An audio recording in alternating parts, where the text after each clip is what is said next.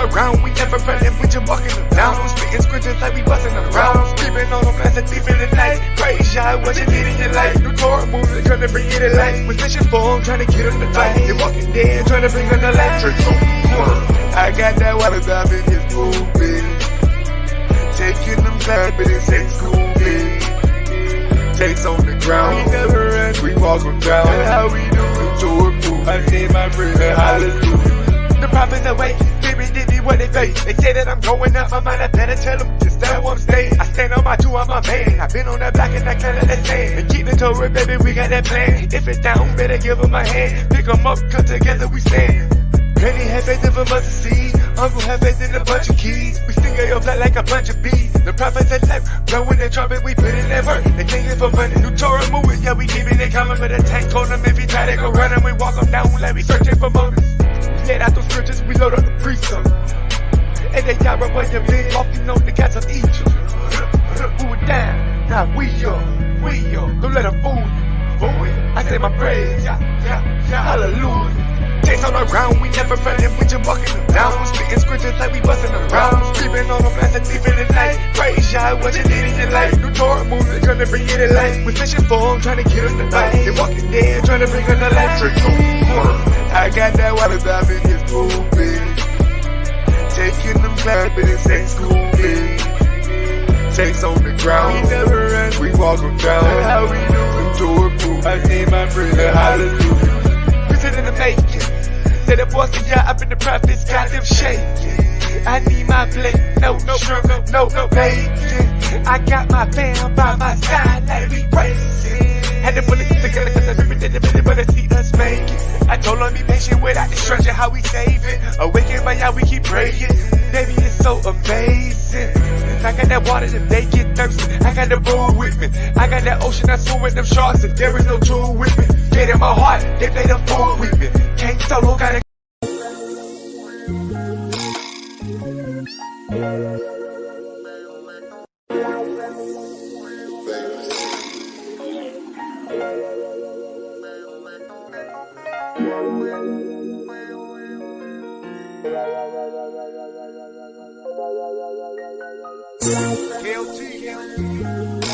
turn my mic up. Say You Ysrael. New Torah movement. Tell them tanks on the ground.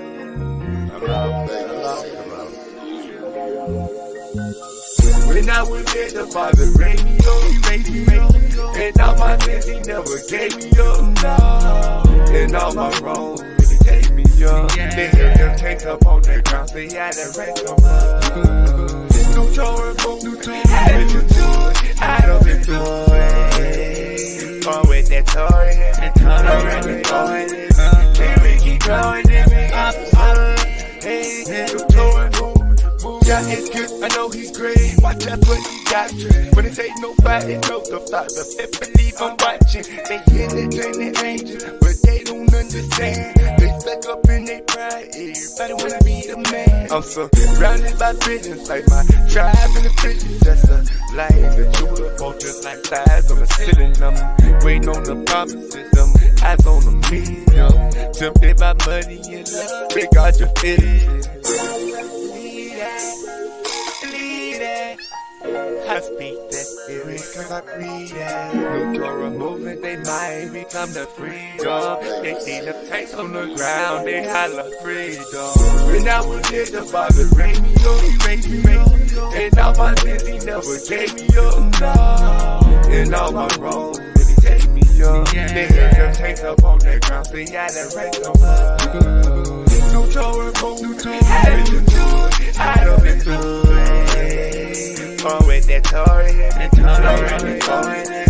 Then we keep going, hey, New Torah movement. I put my life up on the line like a bitch, so they don't hear me, no. I get them hooked, I bet they feel me, though. They took my heart, I had the rhythm slow. Moving where the river go. No, this not a river boat. I just make them feel the flow. My but I don't think they really know. Got on my hormone, got my sword, it's time to really go. They walking dead, man, this really won't make you lose your head if you really know. Tour about to really blow. Believe that, believe that. Get to my heart if you need that. Believe that, believe that. You never did, you know what we had. When I was here, the Father raised me up, he raised me up. And all my sins, he never gave me up, no.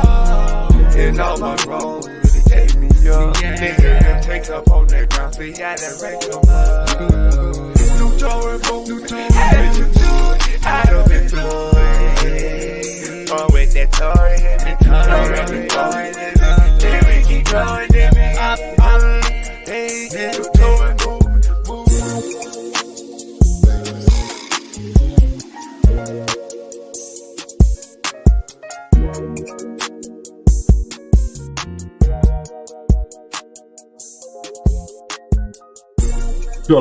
Shalom, giving all praises to the God of Abraham, Isaac, and Jacob. Hope y'all can hear me.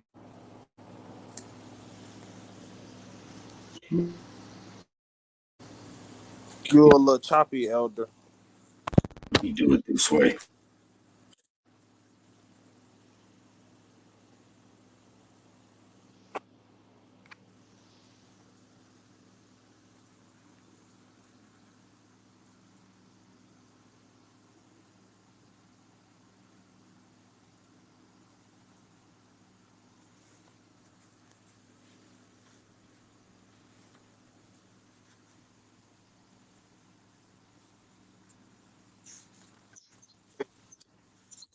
Yeah, shout out to all those there who tuning in, man. We're just gonna get it in real quick.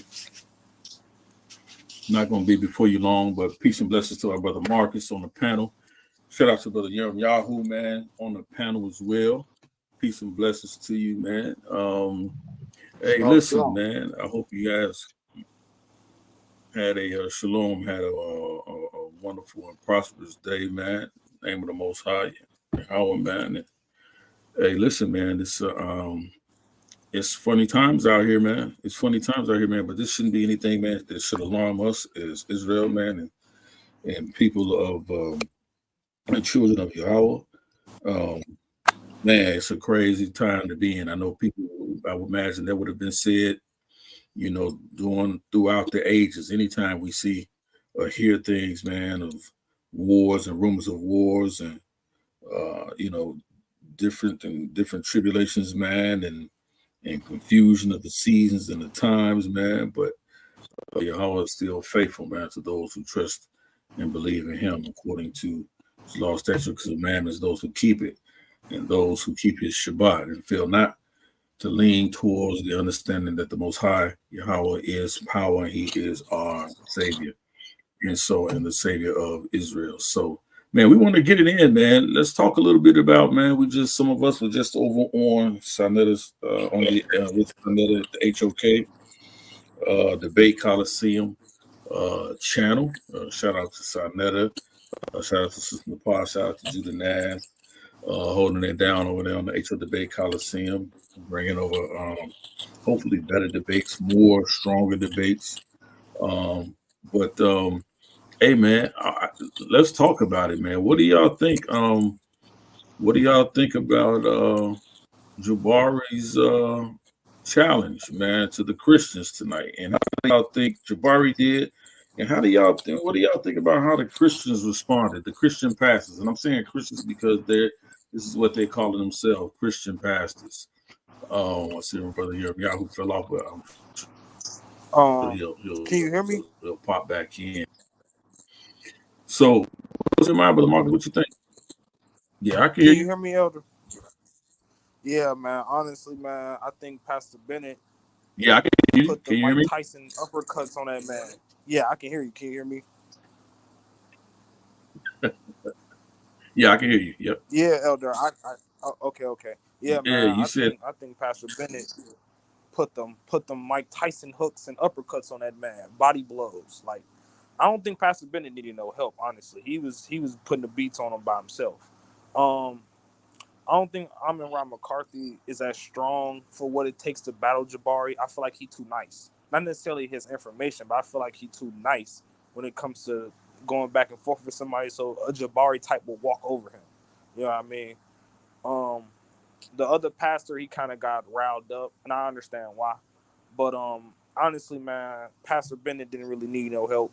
Pastor Bennett got it done on his own, and I think Jabari real good at not answering questions and deflecting. And man, I really wish Sonetter would let us would let the audience, because I was on the platform. I wish he would let us interact a little more, especially when we challenging Jabari scholarship, because I was questioning one of his sources, and Mm-hmm. instead of, let us go back and forth a little bit, he kind of, shut that down. But he let everybody else go back and forth. So I kind of felt a little way like that. But he didn't really know. He don't really know me. He know the other people that was on the panel, so I can Yeah. understand why. But I think Jabari, when it comes to this did Christ exist, he creates his own criteria that's not scholarly. Like, he keeps stating that all the evidence for Jesus living comes outside of his lifespan. That's not a Mm-hmm. requirement for something to be a primary source. If you are a contemporary, or you're involved um the actions that's going on, you are considered a primary. It does not matter if it's Absolutely. written during the person's lifespan. And I noticed Napa picked that up too. And I'm like, don't let him do that. It doesn't matter if it's written during the person's lifespan. If it's written by a contemporary or someone that is in the event, then it is considered a primary source. You know, Absolutely. including, and that's why I noticed he like kept trying to put that. Well, it's not a primary because it's not written by in Jesus' lifespan. That does not make it not a primary. That's not a requirement for it to be a primary. So it's little Right. things that I noticed that he does that, what I'm saying, that we easily can challenge him on and not let him get away with. Another thing is he tried to pull the source with the Paul thing. Mm-hmm. And just stop me if you ever, if you want to add on to what I'm saying. No, He go ahead. tried to Right. pull the a source on the Paul, talking about where it says that this is the Lord's brother with James, and he tried to say that we don't know if it's talking about a biological brother or like a fellow follower or what. And this is where I try to come in to critique the source and let us go back and forth so he can actually get understanding. All the James in the Bible are identified. So if it's talking about one of the disciples, James, it'll say James the son of Zebedee or James the brother of John. That's how that James is identified. If it's the other James, it says the James the son of Right. Alphaeus. Right. That's how Right. that James is Right. And you made a identified. great point. There's You made a only great point there. Khan, and Sinetter shut it down. It's like, no, this is where Jabari gets beat at. There's only one James that is identified as as Jesus's brother. That's his biological brother. No other James in the Bible is identified as Jesus's brother. None of them. So when Paul says that Yeah. this is James, the brother of Jesus, he's talking about the James that Christians and us Israelites are talking about. We're talking about his biological brother, but they only dismiss that point and try to say we don't know what they're talking about, so they can erase the historicity of Jesus. That's the whole point of it. Yeah. I agree with you, brother. I agree with you. And I heard you pose that question to Jabari and challenge him on um James is the actual blood sibling of Yeshua that Paul actually writes about. And again, I totally agree with you. I think you body bagged him on that question. And I think the thing of it is that as you said, when it comes to um, Jabari or anybody that follows that ideology, that line of thinking about the historicity of Jesus, they have very little to challenge him on other than saying, no, it's not, right? And I say all the time, saying no, it isn't, or just saying, disagreeing, that's not a rebuttal. Right, right. That's not a rebuttal. Simply just saying, Denial oh is no, it not isn't. scholarship. Denial is not It's not scholarship. scholarship. Exactly. It's not scholarship. And it's not just, and this is why I agree with you as well, as far as uh, Pastor Bennett, Amara McCarthy, and Pastor Charles. They're good, all good brothers. I agree. But I do definitely think that if this particular debate would have happened, I think that the handicap definitely would have landed on Amara McCarthy as well as Reverend Charles, simply because they did exactly what Pastor Bennett was trying to stay away from. And I think they were missing his point about don't give Jabari the floor.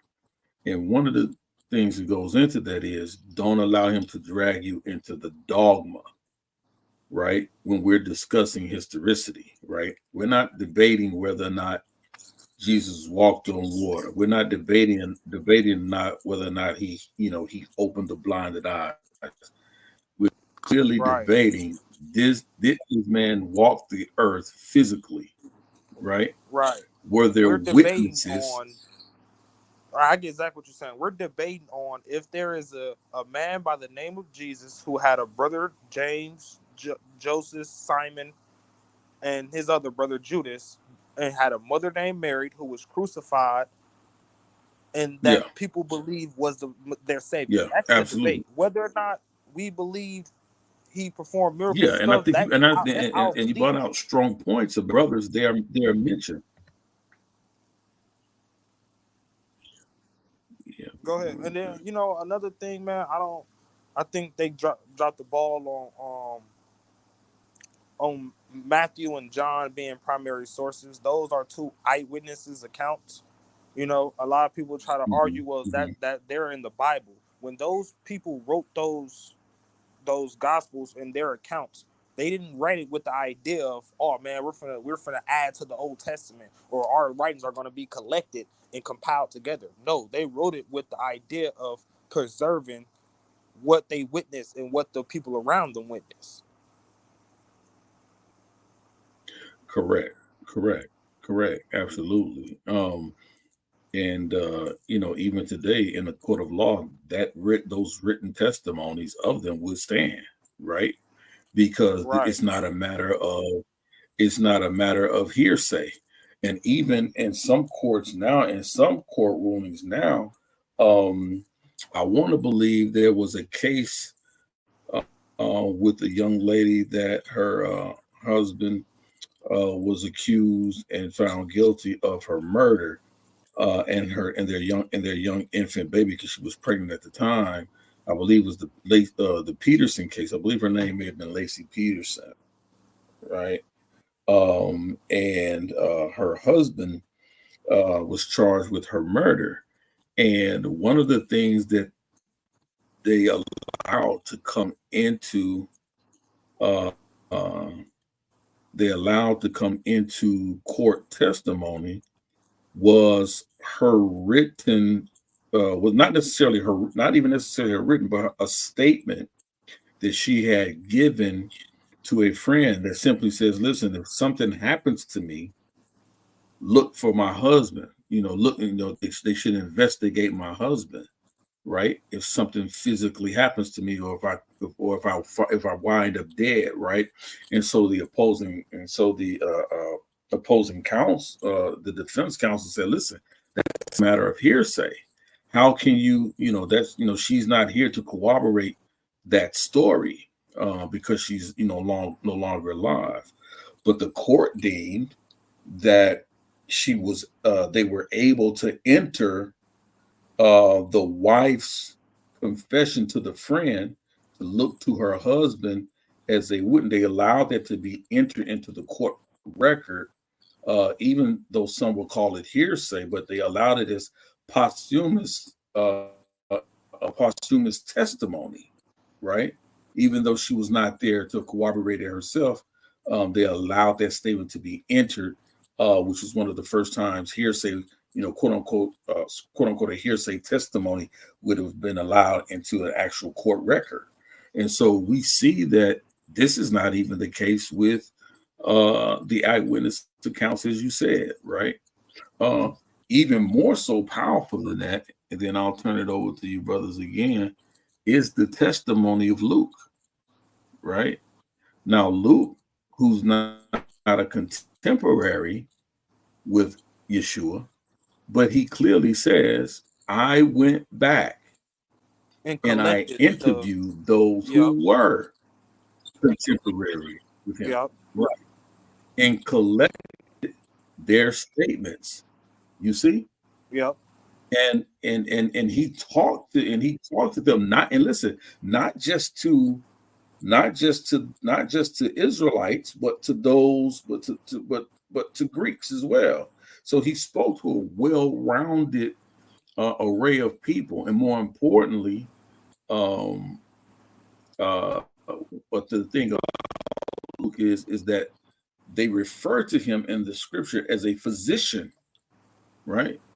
And one of the things that's important about that is because we know from physicians, even that time to this time today, they do what? They're apt to take meticulous notations, right?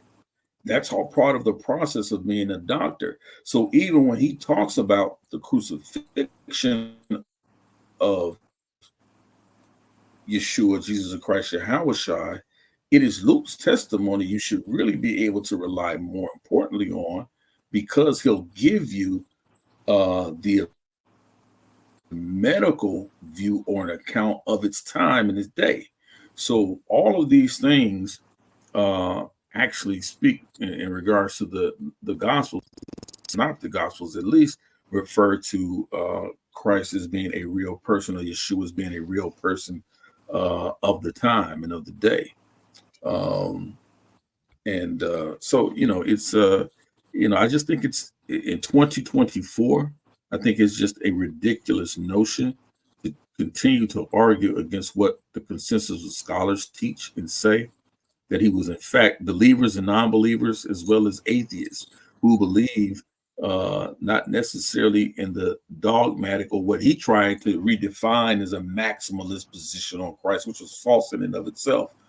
But those who believe that Christ was just an historical figure that walked the earth, I think it's a ridiculous argument at this point to even try to make that claim. Yahoo, what's good, fam? Peace and blessings to you. Peace and blessings, Aki. Appreciate you for having me on, Elder. No Peace doubt. to you, Marcus, and everybody in the chat, man. Shalom Wuzraka. Shalom. Shalom. Barakatah. Allah, yeah. So now, just real quick, right? Let's talk about Jabari getting smashed by the pastors, right? Everything that you know what I'm saying? You know what? Let me make this statement first, because I was trying to get on a panel, you know what I mean, and really say something to Jabari. Jabari, you have the audacity, right, to question these brothers about the Talmud, talking about y'all haven't read the whole Talmud. Brother, you have not sat and read through the whole entire works of the Talmud. The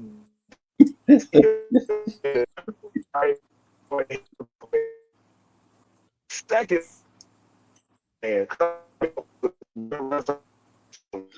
you're underwater a little bit, brother. You're underwater a little bit. You're underwater a little bit, bro. We can't make out what you're saying. I'll be heard. Yeah. Your mic is going in. Oh man, out. You clear now. You was. Yeah, y'all, your mic coming in and out. You'll be good for a couple seconds, then it go back out.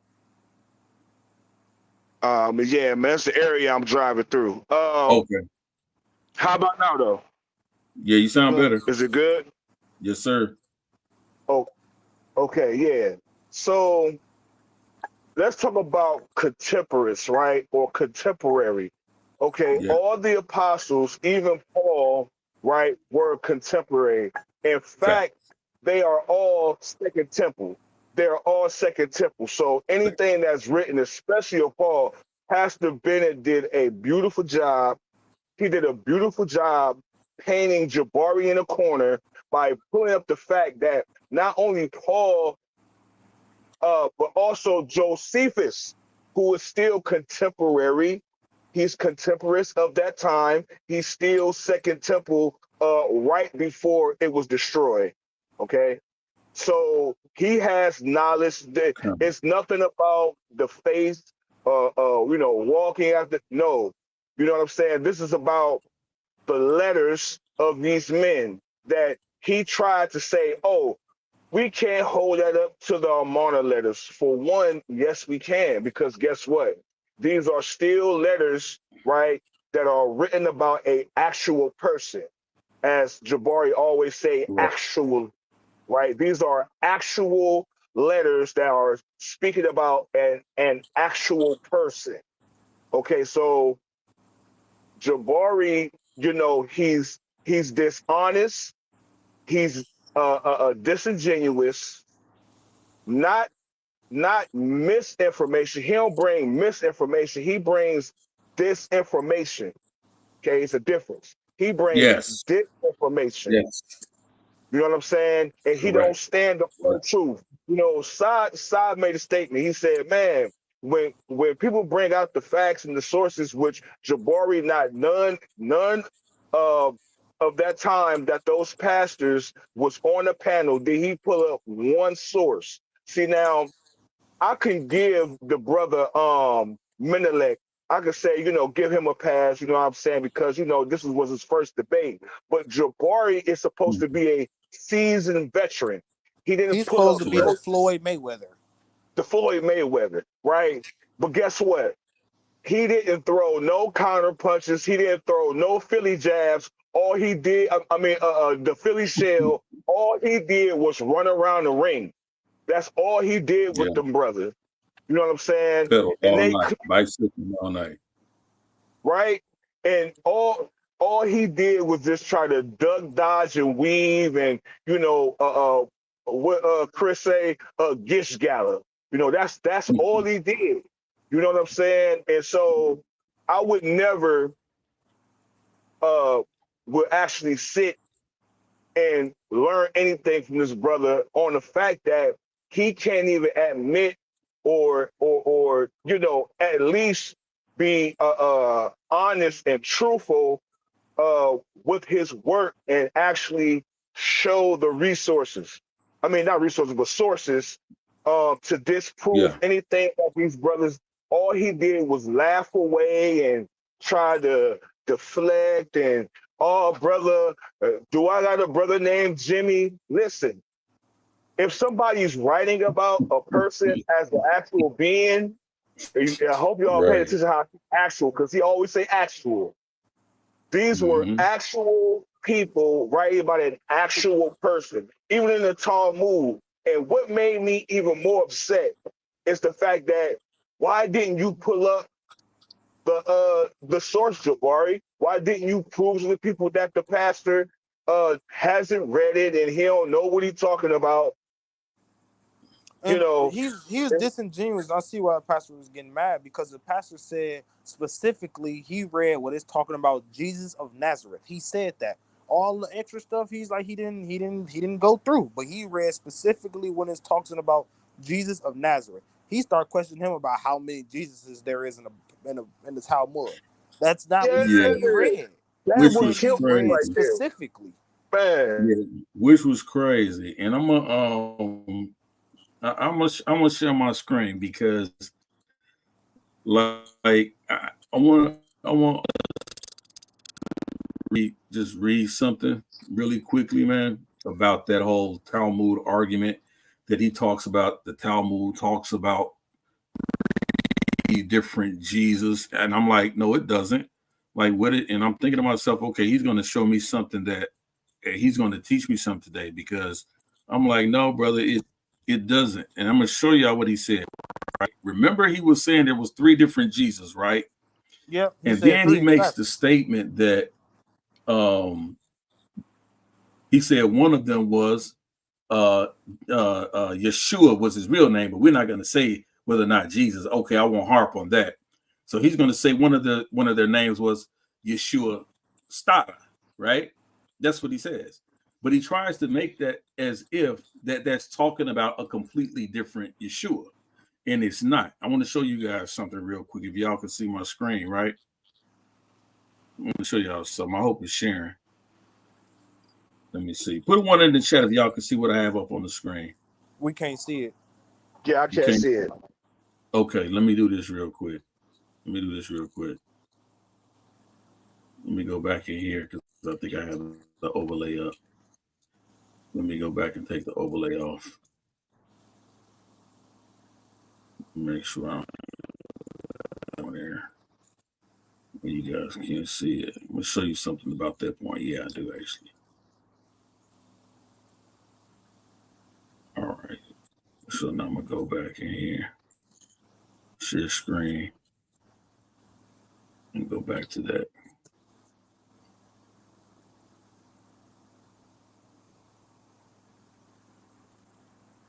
And I think I should be sharing in a second. It's up now. Fantastic. So many. You said so many fantastical things, man, in this conversation just a little while ago. Of course, y'all heard Sarnetta been announced that he asked me to put together the Israelite team about it. But I'm just going to show you, and it's just as a brief Wikipedia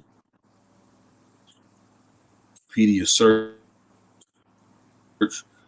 a source that I don't really. But let's just read something real briefly about that claim that he makes about Yeshua in the Talmud and how it mentions three different Jesus, and it absolutely doesn't. This is why I know he hasn't even read the source information he was arguing with the brother about, right? And so here it is right here. It says evidence of the historical Jesus, right? It says Bar Ehrman and separately Mark Allen Powell state that the references are quite late, hundreds of years, and give no historically reliable information about the teachings or actions of Jesus during his life. Ehrman clarifies that the name son of Panthera, Roman, who allegedly was the seducer of Mary, was a tradition, as scholars have long recognized that represented an attack on the Christian view that he was the son of a virgin. In Greek, the term for virgin is parthenos, which is similar to Panthera, implying the son of Panthera is a pun for son of virgin, not talking about a separate Jesus. You see? I never knew that. Not talking separate Jesus. That's one. Watch this. Watch this. The name Ben Stada, used for the same figure, did y'all hear that? Is explained by Peter Schaeffer as a reference to his mother's supposed adultery. His mother's true name was Miriam, and Stada is an epithet which derives from the Hebrew Aramaic root satah or sati, to deviate from the right path, to go astray, to be unfaithful. In other words, his mother Miriam was also called Stada because she was a sota, a woman suspected or rather convicted of adultery. It does not speak of three different Yeshuas, brother Jabari, in the Talmud. Hey, that's beautiful, Elder. See, that was something I was going to touch on too. I'm glad that you brought that up because he was going over those names. Yes. And that's a whole art. And I'm like, maybe and this is what I'm saying about he relies on the fact that he relies on ignorance. He misrepresents sources that most people don't really we know of, but we haven't done deep research on. So he thinks that he can get one over on the crowd and misrepresent exactly. And this is what he gives all the time. And I've said it to I've told people several times. I said, listen, I've had enough conversations directly with Jabari that he tries to do the same thing that upset Pastor Charles, right? Because he does it in this condescending tone, as if, well, you haven't read it, so you're ignorant. You can't have this conversation. Well, he Yeah. does that as a deflection to keep you away from the topic at hand. He made the statement to Brother Charles, to Pastor Charles, to say, listen, the Talmud, you can't use it as a source because it talks about 3 different Yeshuas. And I'm like, no, it doesn't. Where you get that from? No, it doesn't. And the reason why you know that it doesn't, simply logically speaking, is because they wanted the people of the day that believed or followed Yeshua to have something to dispel or something to level against him. So they would not have even given them the platform or give the people of the time the argument to say, you know what? Well, if it's not that Jesus, it could have been this one. If it wasn't that one, it could have been that one. You see? No, they wanted to stuff out the Christian movement, so to speak. And so they made it clear about which one they were, about who they were talking about. Just as Brother Marcus said, they made it clear in the scriptures about who his siblings were. You see? Facts. And so that's why I said this guy is not to be believed. He's not to be believed in these arguments. That's why I said, man, I wish he would bring that Kemetic argument to me. I wish he would. It doesn't Yeah. teach. If you even read and I would say, Jabari, if you even read a little bit of the Talmud as you claim you did, you would not be making this argument. And then you get upset when the brother refers to you as a liar. Well, in my book, I don't know what you call it, because you can't tell me that you read the Talmud and you walked away with that. The second thing is, then I'll let you brothers get back in. When he brought up, W. Wright, when he brought up Wright, the guy that talked about whether or not people was given too much, reading too much into the life of Yeshua. Jabari completely read. I'm going to go back and play it on the clip in a little bit. He completely, and I don't think Jabari even knew what he was reading.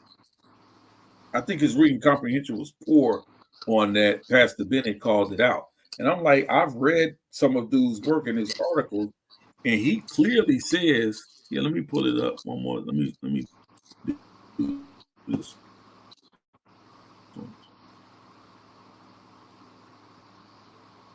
Let me just do this one more time so y'all can see it. Where this belief is not. Let me start sharing the screen. Y'all can go ahead and jump in while I'm looking for that. Yeah, I just wanted to say 2 more things. El Diara, I know you gave me your email. I'm gonna need you to drop it in the back chat again. I had wrote it down, but I moved, and my paper's all over, so I haven't been able to find that again. Okay. I wanted, so if you can Okay, drop no your doubt. No doubt. email in the Definitely. back chat for me, bro. But yeah, but outside of that, I might send you an email tonight, or I'm probably send you an email tomorrow. So, cause I work 24 hours, so when I get up in the morning, I'm working the whole rest of the day. So, but Okay, the last, gotcha. the last thing I wanted to say, man, was like, not this ain't like no bashing Jabari session. You know what I'm saying? This is just strictly on information and the Right. knowledge you put out. So, for one, I want to say this: like Jabari completely makes up his own requirements and his own what should I say, criteria. That's the word I'm looking for. He makes up his own criteria for historical events and historical people and everything. Like what scholars and Yeah. stuff will look for, he don't accept what scholars and other PhD accept, even though he doesn't have their level of credentials. He expects 10 times more than what other scholars and other PhDs expect or what they will find. He creates his own criteria Right. for a historical Jesus. He creates his own criteria for Exodus, and that's one of the things I want to email you about. I wanted to send you. I want you to Right. I want you to Right. look up his book. But he makes his whole own criteria for things, and I've been noticed that he's very disingenuous about information since he debated the brother Hootie. I don't know if y'all remember that debate, but the brother that used to have the snakes and spiders and stuff crawling on him, Yeah. the other Egypt brother. I've been seeing Yeah. that he was disingenuous when Tahuti had him in a corner. Like one time he was arguing with Tahuti that the Egyptian gods ain't real. So Tahuti pulled up the papyrus that he pulled up on Sinai, and Jabari said that those are the Egyptian gods. But when Tahuti later pulled up the papyrus and he showed how the Egyptian gods were considered to be real to the Egyptians, actual physical entities, because their name was in the cartouche, Jabari started denying that those were the Egyptian gods. He'll say and do anything to get him a victory. Right. Facts. Be true with the scholarship. You know, he Facts. creates his he creates his whole own level of scholarship. He creates his whole own Egyptian religion. Like he's in his own different type of world. Like he creates his own belief system and his own reality. So no matter what you bring concerning a PhD or something, he'll say, yeah, you got that, but you don't have a bone. Right. Okay, we don't have bones, but we have contemporaries writings from the time of Jesus talking about him. Okay, you got contemporaries, but there's embellishments in the text. Like you don't get there's nothing you can ever win with Jabari because Jabari's always right. Right. And that's how he tailors his arguments to always be right. And just as you said, I'm glad you're able to do that, because even in my exchanges with him, I'm like, I would he literally asked me once during a debate, you can't show me one PhD scholar that says the Exodus happened. I said, all I have to do is show you one. He says, yes, you can't show one. I can name 3 off the top of my head. Exactly. So I showed him one. And do you know, like live on the air, I said, so Jabari, is this a PhD scholar? I said, do you accept what he said since I'm able to now show you one? Because you said you would. He didn't answer. He just shook his head. No, he didn't answer. I said, so that should be the end of the debate, because you said you would acquiesce to the fact that it happened if I could just show you one PhD scholar that it happened. So I can show you several ones from 7 different from 7 different genres. Like background credential areas. Yeah. I can show you. I showed him Douglas Petrovich, right? A PhD scholar. I talked to him about Titus Kennedy, who's actually been on excavations in Israel and different things. That's from Titus Kennedy. I even talked about an epigraphist, a linguist, Scott Strickland. I said, so what do you? So I can name you 3 right, like you see, I can name you 3 right off the top of my head. That I mean, and these are contemporary. I'm not talking about people who were writing back in the 1800s and 1900s. I'm talking about current PhD scholars that are living and breathing today. Right. And there are many more who attest to the history of Jesus. And I was like, this is horrible. I said, this is a horrible argument. And then I just wanted to show, this is the gentleman that he showed tonight, right? N.T. Wright's vision of the real Jesus, right? Now, he made a claim that this gentleman here says that there was no such thing as a historical Jesus. And he read it to Pastor Bennett, and Pastor Bennett called on him and said, hey, look, there are, he says, listen, what you're reading is not what this guy is saying. You're making that up, right? So the guy clearly here, right? Let me go down here. Like he says, he's written prolifically on Jesus. Let me say, at the heart of Wright's theological vision stands his view of Jesus, right? Who is at the same time someone foreign to us, but becomes far more beautiful than we had first realized. He has written prolifically on Jesus, including Simply Jesus, 2011. He acknowledged that accepting Jesus fully has never been easy.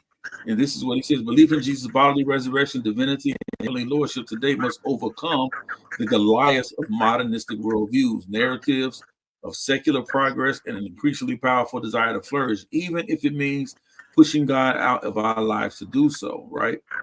But this is what he says, right? What he says about him. And Pastor Bennett called him. Here it is right here. He says, for Wright, Jesus of Nazareth and the Jesus of our faith cannot be separated, as if one was an unknowable person from the past, blurred by the agendas of the early church, and the other a Jesus-shaped God, crafted in our own image. Right reminds us that we can know Jesus of history to a great extent. Isn't that him not acquiescing to the evidence of historical Jesus? Like that's the argument here. He said Jesus was a first century eschatological prophet who preached the kingdom of God, died to institute it, and has an agenda for his followers. Jesus is the same person today. That's what the man says. So what was Jabari reading tonight? He read a quote and he tried to misrepresent it. That's exactly what he tried to Right. do.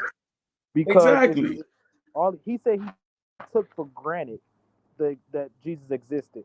Taking something for granted is not the same as saying, yeah, man, I don't believe he existed. No. Right. It's like, man, he didn't appreciate how much evidence and stuff there was that Jesus existed. Exactly. He completely misrepresents sources, and he completely I don't want to insult his reading comprehension, but that's not the first time I've seen him do that. Right. And just to be fair, I've seen him do that. Yeah, and just to be fair, here's the book from which he quoted from, In Jesus and Victory of God, right? That's the book he quoted from. Right. From 1996. And just to be fair to Jabari, this is the actual book or writing from Wright. He said, and he goes on to say the relevance of Jesus then becomes radically different depending on one accepts or rejects the witness of the early church to his resurrection. Furthermore, even if one does not accept that witness, it means radically different things depending on one's view of Jesus prior of his resurrection.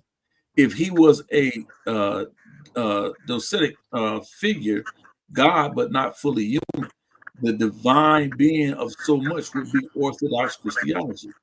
His resurrection would simply validate the salvation he had revealed and offered. It would prove that he was, after all, God. If he was a teacher of timeless truths, the announcer of the timeless call to decision, or the pioneer of a new way of being in the world, his resurrection would presumably endorse the program he had articulated. But if he was just an eschatological prophet or Messiah, announcing the kingdom and dying in order to bring it about, the resurrection would declare that he had in principle succeeded in his task, and that his earlier redefinitions of the coming kingdom had pointed to a further task awaiting his followers, that of implementing what he had achieved. Jesus, after all, is a good first century Jew, believed that Israel functioned to the rest of the world as the hands to the door, and he had what he had done for Israel, he had done in principle for the whole world. Page 660. Like, where does this guy say that Jesus is not a real person? It's very clear. He's telling you whatever you believe about him, whether you believe he was God or whether you believe that he was just an end time prophet, he still was a person teaching on earth. Like, it's bad. He can't. Jabari can't tell me he read this book. That person at all. Like, he should just stay away from him. Yeah. But another, like, this is the last thing I'm gonna say before I really gotta get up out here.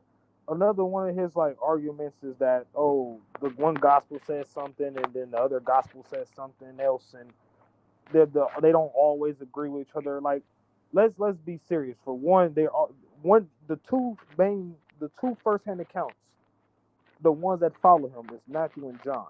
Luke is compiling, and Mark is going off his memory and regurgitating what he heard as well. Those two are secondhand, right?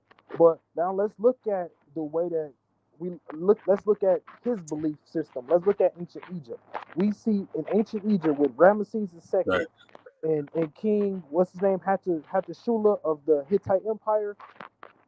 Now they went to war and they signed a peace treaty. Now if you look at the Hittites records, the Hittites say they won. If you look at the Egyptian records, the Egyptians say they won. Now, because the two records disagree, does it mean that a battle didn't happen? Did it mean that them two didn't go to war?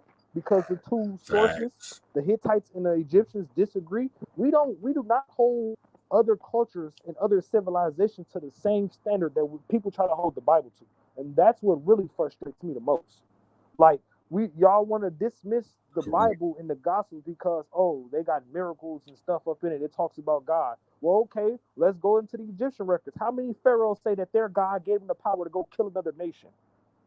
How many pharaohs say, oh, my God Con. gave me this victory, help me beat these other people? Do we then say that the Egyptian pharaohs didn't exist or that their battles didn't happen because they now equivalent the help to their God?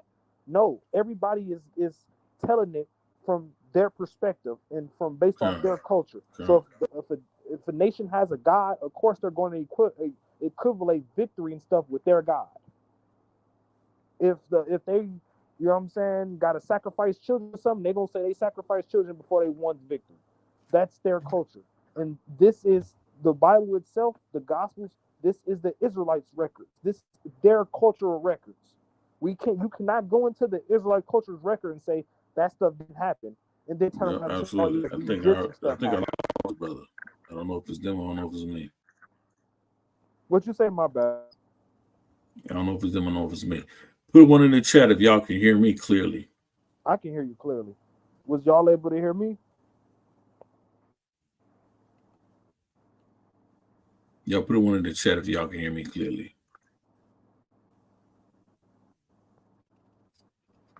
Yes, sir. I can hear you. I can hear you. Okay, great. Okay, fantastic. And so, hey, brother, like, absolutely, man. I put you can grab that. Say that again, brother. My bad. Say that again. Yeah, in the back chat, in the private chat on here, I Yes, put my sir. Yes, sir. information in the back chat for you. Yes, sir. I got it. I got it. Yeah, no doubt. Yeah, man. The same standards, man, that they try to hold the Israelites and stuff too, man. It's so much that we can just ask them, like, why doesn't the culture you want to represent why don't y'all hold it to the same standard? Because hey, man, Right. they like to talk about Jacob didn't exist and Israel, the forefathers of Israel didn't exist. Well, we can go into Egypt in the same periods, second dynasty, no bodies. They don't even know where these people are buried at. Do you then say that these people don't exist? And the only record we have is from much later, from the Egyptian culture. Outside of the Egyptian culture, there's no records. Do we then say that these people don't exist because we only got an Egyptian record? Correct. You know, but yeah, man. That's a great point, man. Yeah, that's a great point, man, because like I say, oftentimes when you have these arguments, man, it's like, you have to slow it down for yourself because he does so much, man, that out the gate is like my brother said, is full of disinformation, right? And if you're not careful, he'll take you away from the topic or the question at hand, right? And take you all the way around the mulberry bush and never address the question. Never Facts. address the question, and it's a Facts. And and then I ask you a it's a question. debate tactic. Yep. Exactly. And ask you a question in the midst of it, right? And so it's like so there's going to be I don't know what's going to happen with the pastors and their debate coming up with Jabari, but I hopefully this will be an opportunity. I'm not looking for him to be any different than what we saw him tonight, with the information. Like I say, I think Pastor Bennett alone bodied him, just for, you know, the basics Facts. of the conversation, right? Just the Facts. basics of the Pastor got it done on his own. Pastor Bennett yeah, himself, he got it done on his yeah, own. yeah. I agree. I agree with that. And like I say, I think when it comes to that, uh,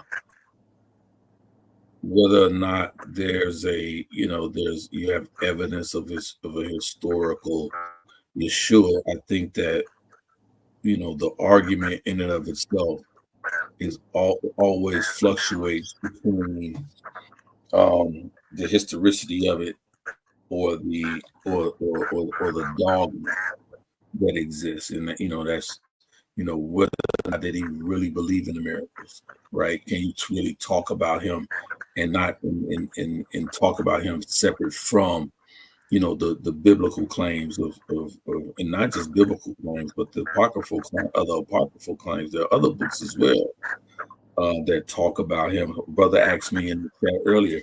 Well, I believe it if you showed it to me on papyrus, I believe it. And so then I introduced evidence of the Gospel of Thomas, which is written on papyrus. It's written on papyrus, and in it he talks about the life of Yeshua as a young child. So, like, these guys always move the goalpost. When there comes for whether there's a set criteria for determining what a historical person was, right? And so they often, try to make these arguments, but it's it's one of those things, man, where you really have to be studied, focused. I know there are others in the community, but I've done extensive work myself personally, on the evidence of the historical, Yeshua, whether or not he existed as a real person or not. So, yeah, but definitely give me a call, brother. Definitely reach out to me, man. Um, in regards to in regards to certain things, but to me, the argument is almost, it's just at this point it's for some people's entertainment purposes.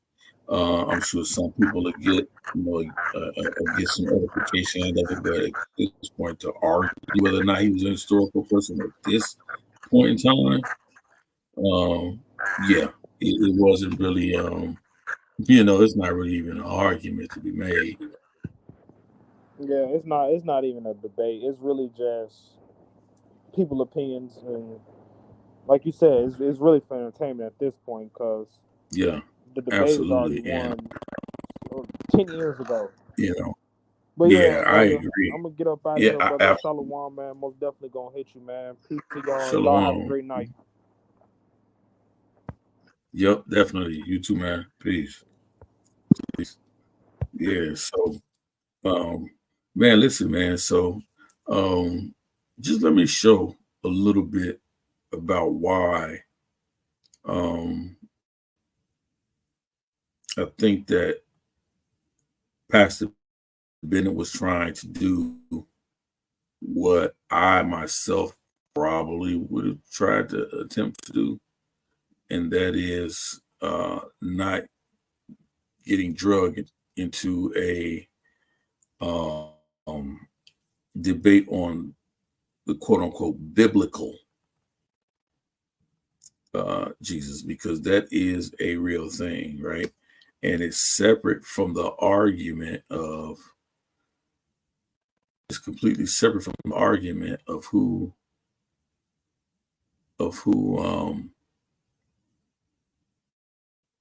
Yeshua was as a historical figure.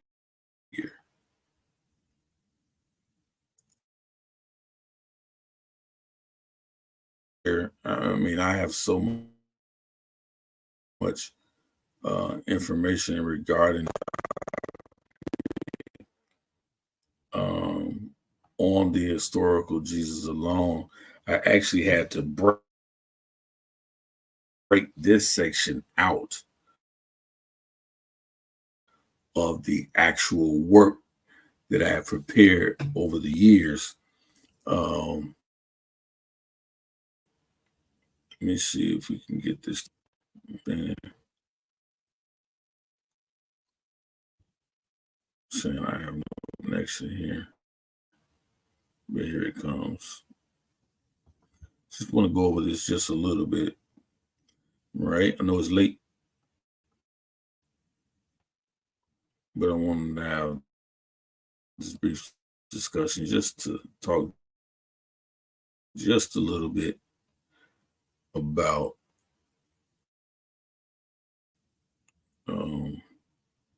what we saw and heard tonight. What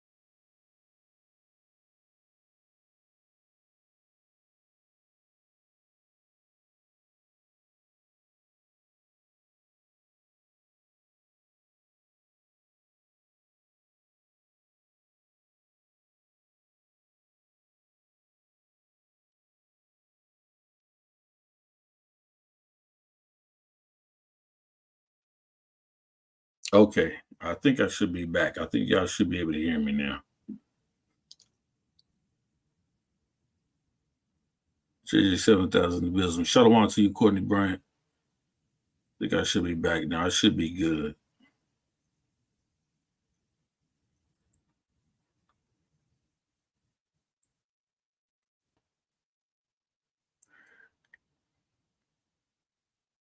All right, fantastic. Fantastic. Thank you, sister. Professor, lovely lady. Okay, so let's let me share my screen again.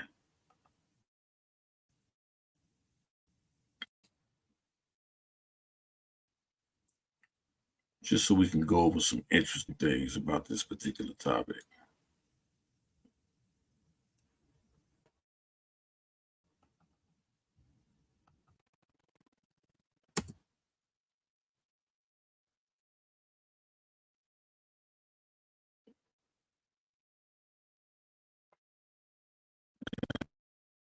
There we go.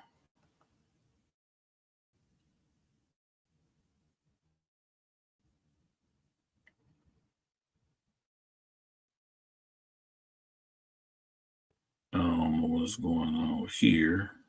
Let's try this again.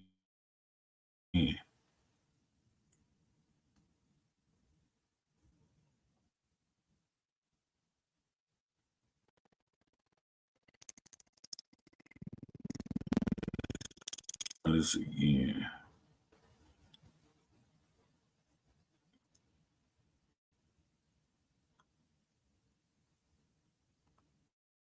All right.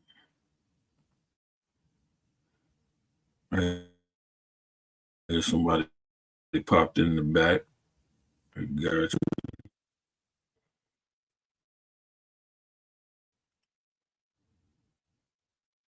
Yeah.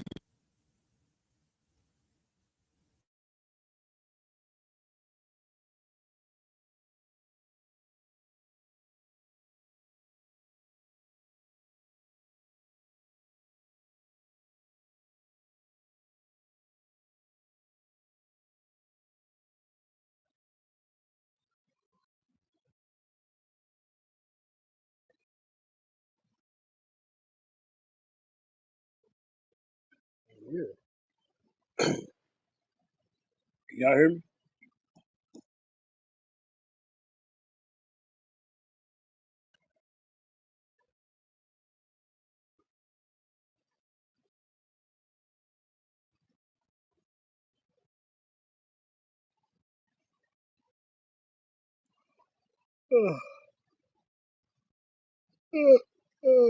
Yeah. God damn. Yeah, Shalom. Can I be heard? Can you hear me? Y'all can hear you, JJ. Who was that? This is Jeremiah. Oh, Jeremiah. Oh, yeah. Give me Yahoo. Yes, sir. It's Did I say it right this Yirmiyahu. time? Give me No, Yahoo. Yirmiyahu. Man, I be messing it up. I get it right one day. Yeah. But is it twirling on the screen or is that my screen? Yeah, it's definitely buffering. Oh, okay. So what you think about I'm Jabbar? What you think about Jabbar's demonstration tonight? it was poor, It's piss corny, wasn't poor. Yeah, it was piss poor. And you know what? You know, he feed off this energy that he could just say anything and it just pass it, pass on to it? the Right. To the layman's, yeah, the neophytes. But see, it's not too many layman's and neophytes in the audience though. See, that's old Jabbar. You know, man. Come on, man. You want to sound so intellectual and man. Come on, bro. facts. I wasn't impressed. Not at all. Actually, I left. I was like, man, this is corny. I said, if you going against Christian pastors, you need Black Jesus up there. You need Black Jesus up there because the show was just corny to me, man. It was corny. No, man, the pastors did a good job. In fact, I think they demolished him the whole time up.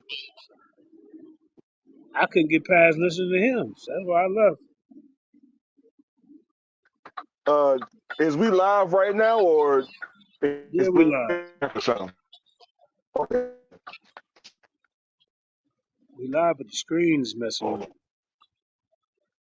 I guess can the audience hear us? Let me see. Put a one in the chat if y'all can hear us, Sister Fresh and Lovely Lady.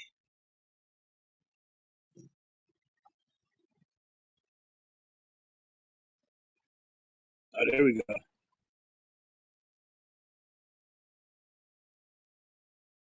Can y'all hear me?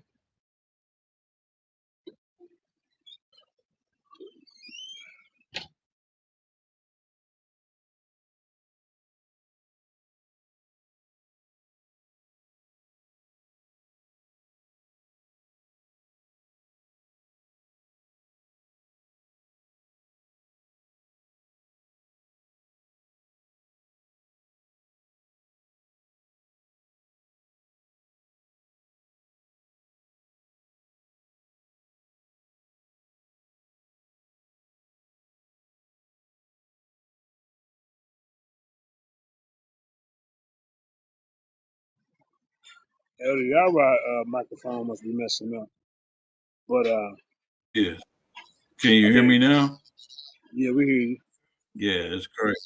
Yeah, it's crazy. I don't know why it's knocking me out, man. So you been Okay, on we for had an hour. a bad rainstorm here not too long ago. You been on for an hour. What I missed? Yeah. Man, nah, man, we was just going in, man, talking about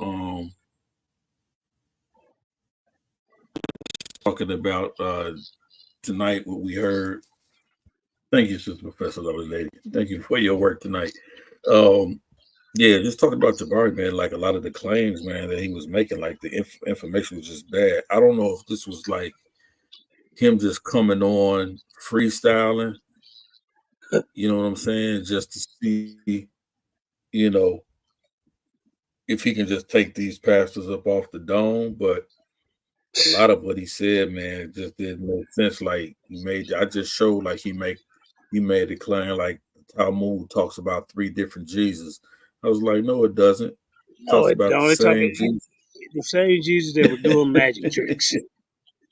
They say he's doing sorcery. Exactly. So you can call it sorcery, or you can call it miracles, you can call it what you Yeah, no want. doubt. He was doing something special, you know. Three different Jesus. And who was the other two? Yeah, he was doing something, man. There you go, Yum Yum. There's the link. He wanted to discredit what he said them scholars didn't invent the sources Yeah. and come on So man. these What are you talking things, what makes you the authority? yeah, man. Ask, you know what, JJ? That's a great question, bro. Like, really, Right. what makes him the authority to even try to attack, try to attack the Bible himself the way that he does? Like, here's my thing, man. Like, he doesn't hold a PhD. You Nope. see, he doesn't hold a PhD, and even if he does in the subject, like you're not studied and learned in the topic because he thinks, no one can tell him or teach him anything on these platforms about ancient Kemet and their practices. But I Right. know for a fact, JJ, you've already shown him up about that and Right. destroying him about what he claims they weren't doing and not doing in ancient Kemet, and you bought the sources and shut it down.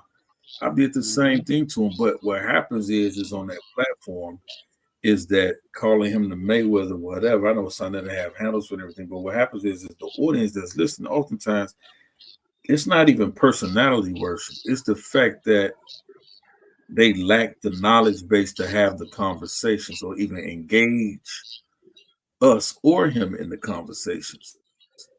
And so I would, they tend to lead yeah. to what their own views may or may not be. You see? Because they literally, listen, man, listen, I literally see some of the most ridiculous stuff said, man, in some of these chats over there. There you And I'm go. like, Right. there's no way, man, anybody gave you that. You see what I'm saying? And so, no, Sister Professor Lovely Lady, no one over there holds a PhD, Right. including We all including equal including playing myself. ground. That's what I'm saying. We all do our Yeah, research exactly. Exactly. but because he got his Exactly. certificate at the Strattenberg College of Education online Oxford degree. He think he more well versed than us. Yeah, man. Listen, yeah, and it wouldn't, and that wouldn't, and it wouldn't even, it wouldn't even really matter if he didn't try to talk so condescendingly. Thank you. You see, and I keep telling people, I say, if you haven't really engaged, I mean, I know some people can listen to it, but if you hold a conversation with this guy, it's like he always wants to talk to you as if you're in a lower position, as if Yeah. he's if it's he if it's as if he's the only teacher in the conversation. You know, Right. like we're Yeah. supposed to be sitting at his feet. You see, Right. and I, Yeah, but and I've said to him several times in conversations exchange, I'm like, come on, bro, like you can't make these type of claims you're making. None of well, them are see, substantiated. he relies on the fanfare of the audience because Jabari can do no wrong. He's always right, but they don't even check his sources. So he No, has they enough don't. following in the audience, and he can do no wrong. But but it's certain people like you and me that can make him uneasy when we get up there with him because we ain't falling for it. We calling him out on brother. Yeah, It's because he changed. He used to be Spider Man, right? Then he changed it up. So he finally Mm. mixed it up a little bit. Now it's Sherlock Holmes. Did you see that shit he said there? Yo, Sherlock Yeah, Holmes is not really a I real. saw it, man. And it's ridiculous. But even that argument for him is still bad It's because even bad. if you say Sherlock Holmes is based on a real character, it's still bad because okay, now we're talking about the historicity. Let's deal with the real character it was based on. Thank See, he doesn't understand that he's arguing to the same. He's arguing against himself, you. and then more importantly, and let's put this out here, man, for the people who listen, because I always see people jump up and down, man, when they try to make this claim when he shows Spider-Man comic with Barack Obama's face on it. And so see the comic, you see the comic talks about a historical figure, but clearly we know that Spider-Man is a but listen, brother, let's just right down the middle. We He been know doing that that for years. Spider-Man is a fictional character. Right. Why do we know this? Because Stan Lee told us that it's a fictional character. The Facts. creator of Spider-Man says it's a fictional character. And all the other characters that are connected to him. Stan Lee is recorded on record giving his own testimony that we're contemporaries with Stan Lee before he passed. We are contemporaries with Stan Lee. So we know that as contemporaries with Stan Lee, he has confessed openly Spider-Man, Incredible Hulk, and all this, right? Mm-hmm. What biblical author has come out and ever said or has been attested to is saying they made it up Right. or they created this as a work of fiction? What prophet, Mm-hmm. right? We know Isaiah was a real person. We have a boule ring, a signet ring for Isaiah, for the prophet Isaiah. There We, you we, go. we, we know Hezekiah was a real person. He's mentioned in extra biblical sources, Right. right? So we know that these people were real people.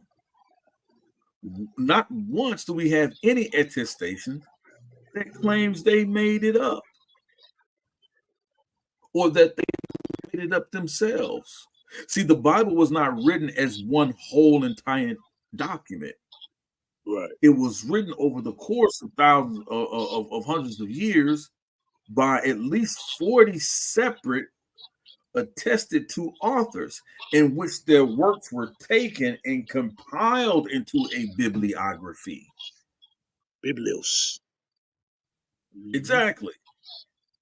So it's a false equivalency when he tries to use Spider-Man, and we know Stan Lee said he created Spider-Man. When he It's tried to like use it's like Batman, we know Bob Kane says he created Batman. But right. if you do your research on Batman, Bob Kane will tell you that he actually drew Batman from a real character, a real historical person. You Right. see, You know and the X so Men is based and off like I Martin. laugh. The X Men is based off Martin Luther King and They Malcolm X. Did you know that? they tell you It's, these things. yep. I wasn't aware of that, but I don't. Yeah. There's The nothing in me bald head dude in the that wheelchair and then the Magneto. One of them was that's supposed to be. false. Yeah. Mhm. See, I just not. I'm just not yep. impressed with him as how everybody else in that audience is impressed with Jabari. And he noticed when I get on the stage with him or you get up there with him, he's very uneasy. See, he's okay with Amon Ra McCarthy or a Pastor Bennett. He's okay with them. But like somebody like you, me, or Black Jesus Minister, he gonna have to fight. He got to prove them sources. He had to prove his point. Yeah. That's for real. Yep. Yeah, yeah, that was my thing, man. He never proved anything. He was just talking, you know, and they just like, oh, that's Jabari. He can't say no wrong. You know, that was another thing too. And then how he was trying to talk down on the brother R. McCarthy, you know, as if he is you know, just I don't a Stupid. little person. Yeah, like you know what I mean? Like you ain't teaching nothing. Like What? everything you say, we could easily go back. And then he kept killing himself. Oh, the Talmud speaks of Jesus, but he noted one of them, or these three characters. He noted one of them as being a an adulterous woman or whatever. So that kills your whole argument. Like you need to even stop talking. You know what I'm saying? Because the Talmud is speaking of an actual person, and you going to the source or saying that you read the source, and you you reading the source, and you come from that to say, "Oh, Right. Jesus is fictitious." You know, that's just hilarious to me. He say, "Oh, this is ridiculous." This no, you are ridiculous for sure. And I'm gonna say this before he show this video or what he get ready to show. It's kind of insulting for him to think that No, he can. man, I'm just talking. Yeah, it's kind of insulting for him to think that he can take three people by himself. It's insulting to the people that's up there. I'm just so big and bad. I can Yeah, take on yeah, three pastors by myself. I'm Jabari Osasi. Nah, yeah, if yeah, he like with me, you, and Nepal, he gonna have problems, and he gonna try to overtalk us. I already know how he gonna get down. yeah, Yeah. yeah. No doubt, no doubt. That's exactly. I mean, he just always comes. It just always comes down like that. And you know, I just, man, I don't get how these guys continue to go through here. So here's the question, right? And this I just wanted to talk about this just briefly, right? When we're talking about these particular topics. So when he talks about um Sherlock Holmes and he puts the hat on and the pipe in his mouth, that's not the argument that no one's making. We're not making that argument. The argument that we're making is, could Michael Jordan fly? Right? Let's talk about that. Let's talk about that, right? In contrast to a historical Jesus, right? And so, could Michael Jordan fly?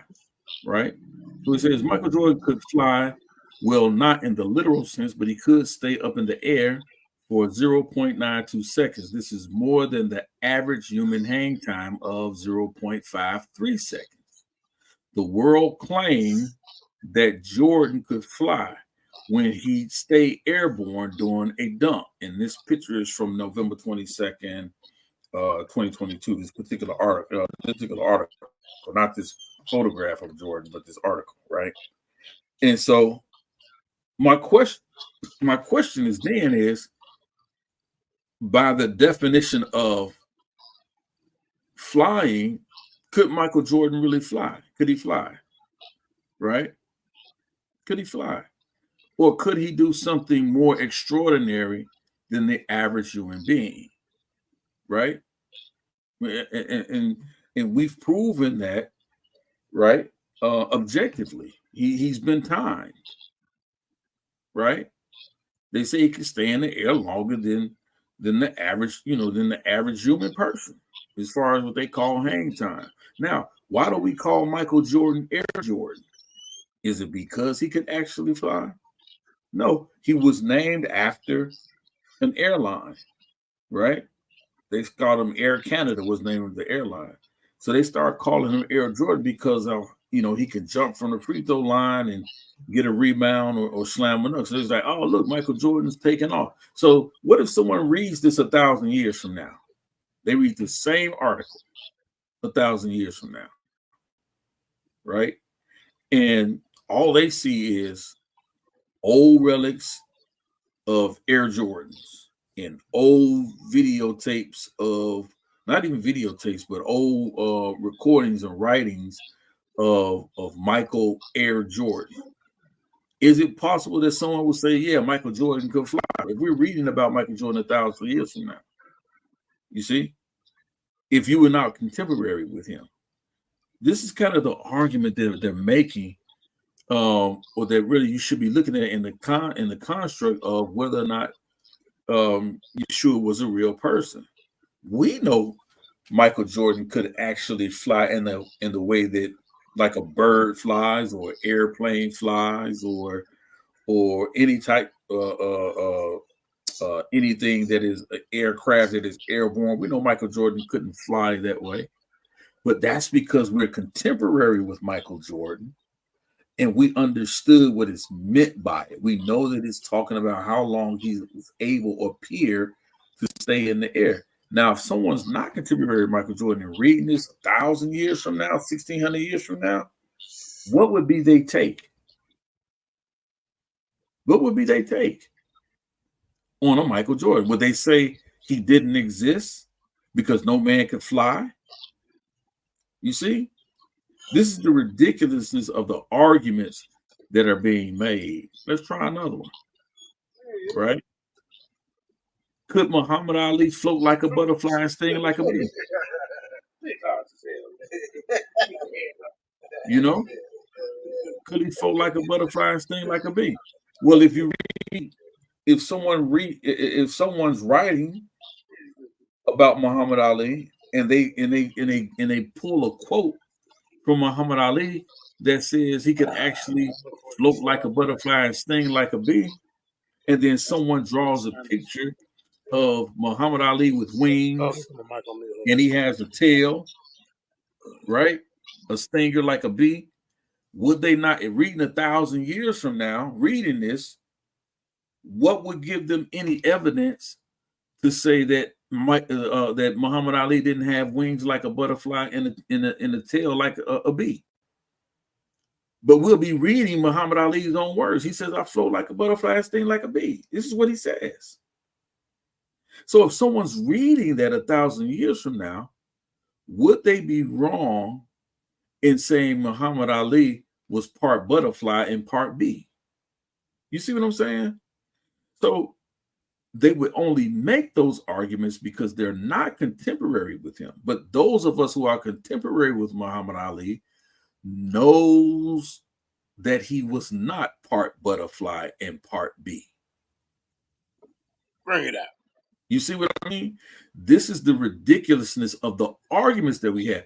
And check this out again. The most important part of this is that these are the words of Muhammad Ali describing himself.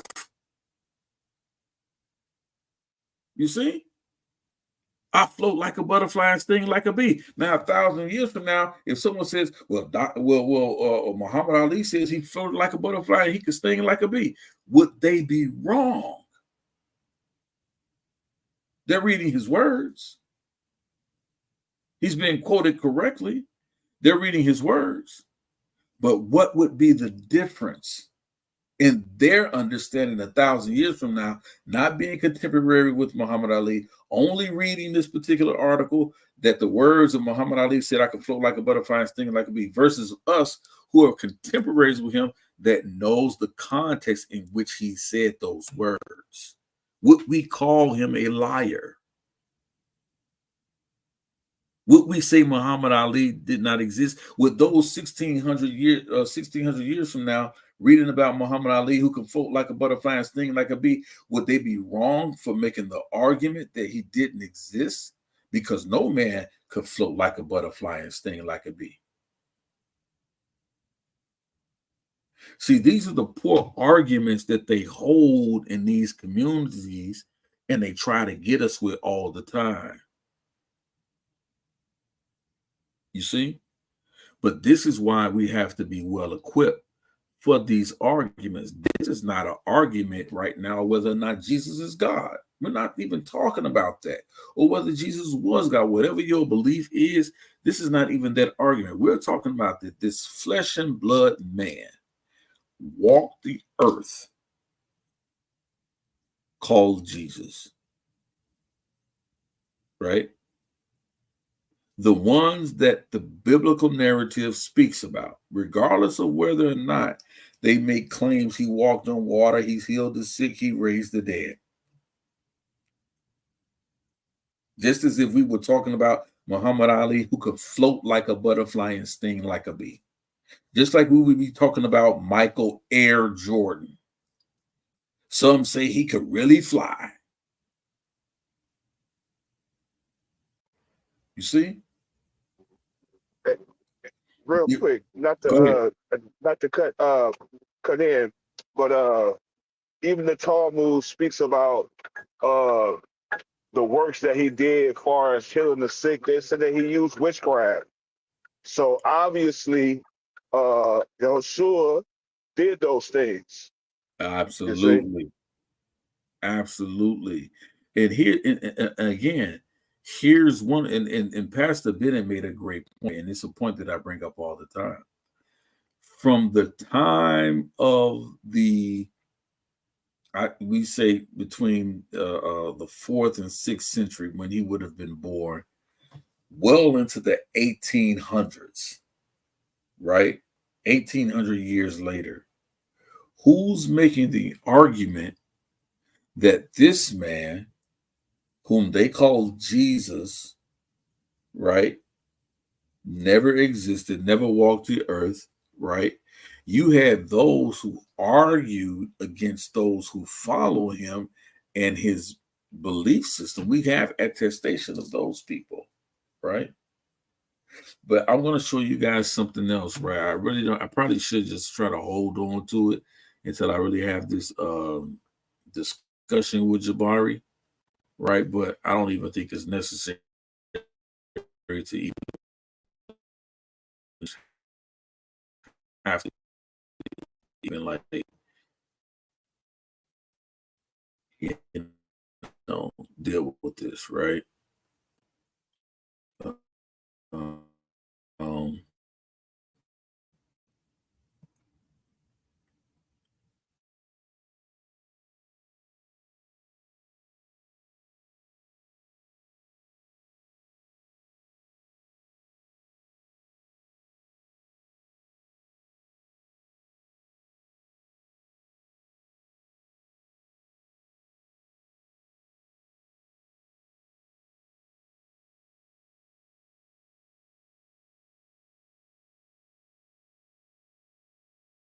these are going to weigh in against that, and I'm not talking about the John, the John Henry Clark that was even up on the. These are something that he always held true and dear, right?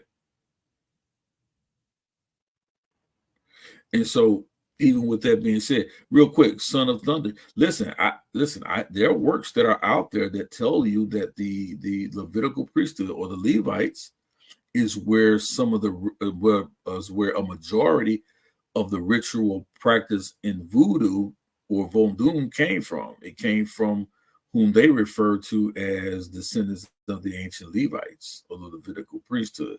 That's a whole other different debate or topic, but absolutely,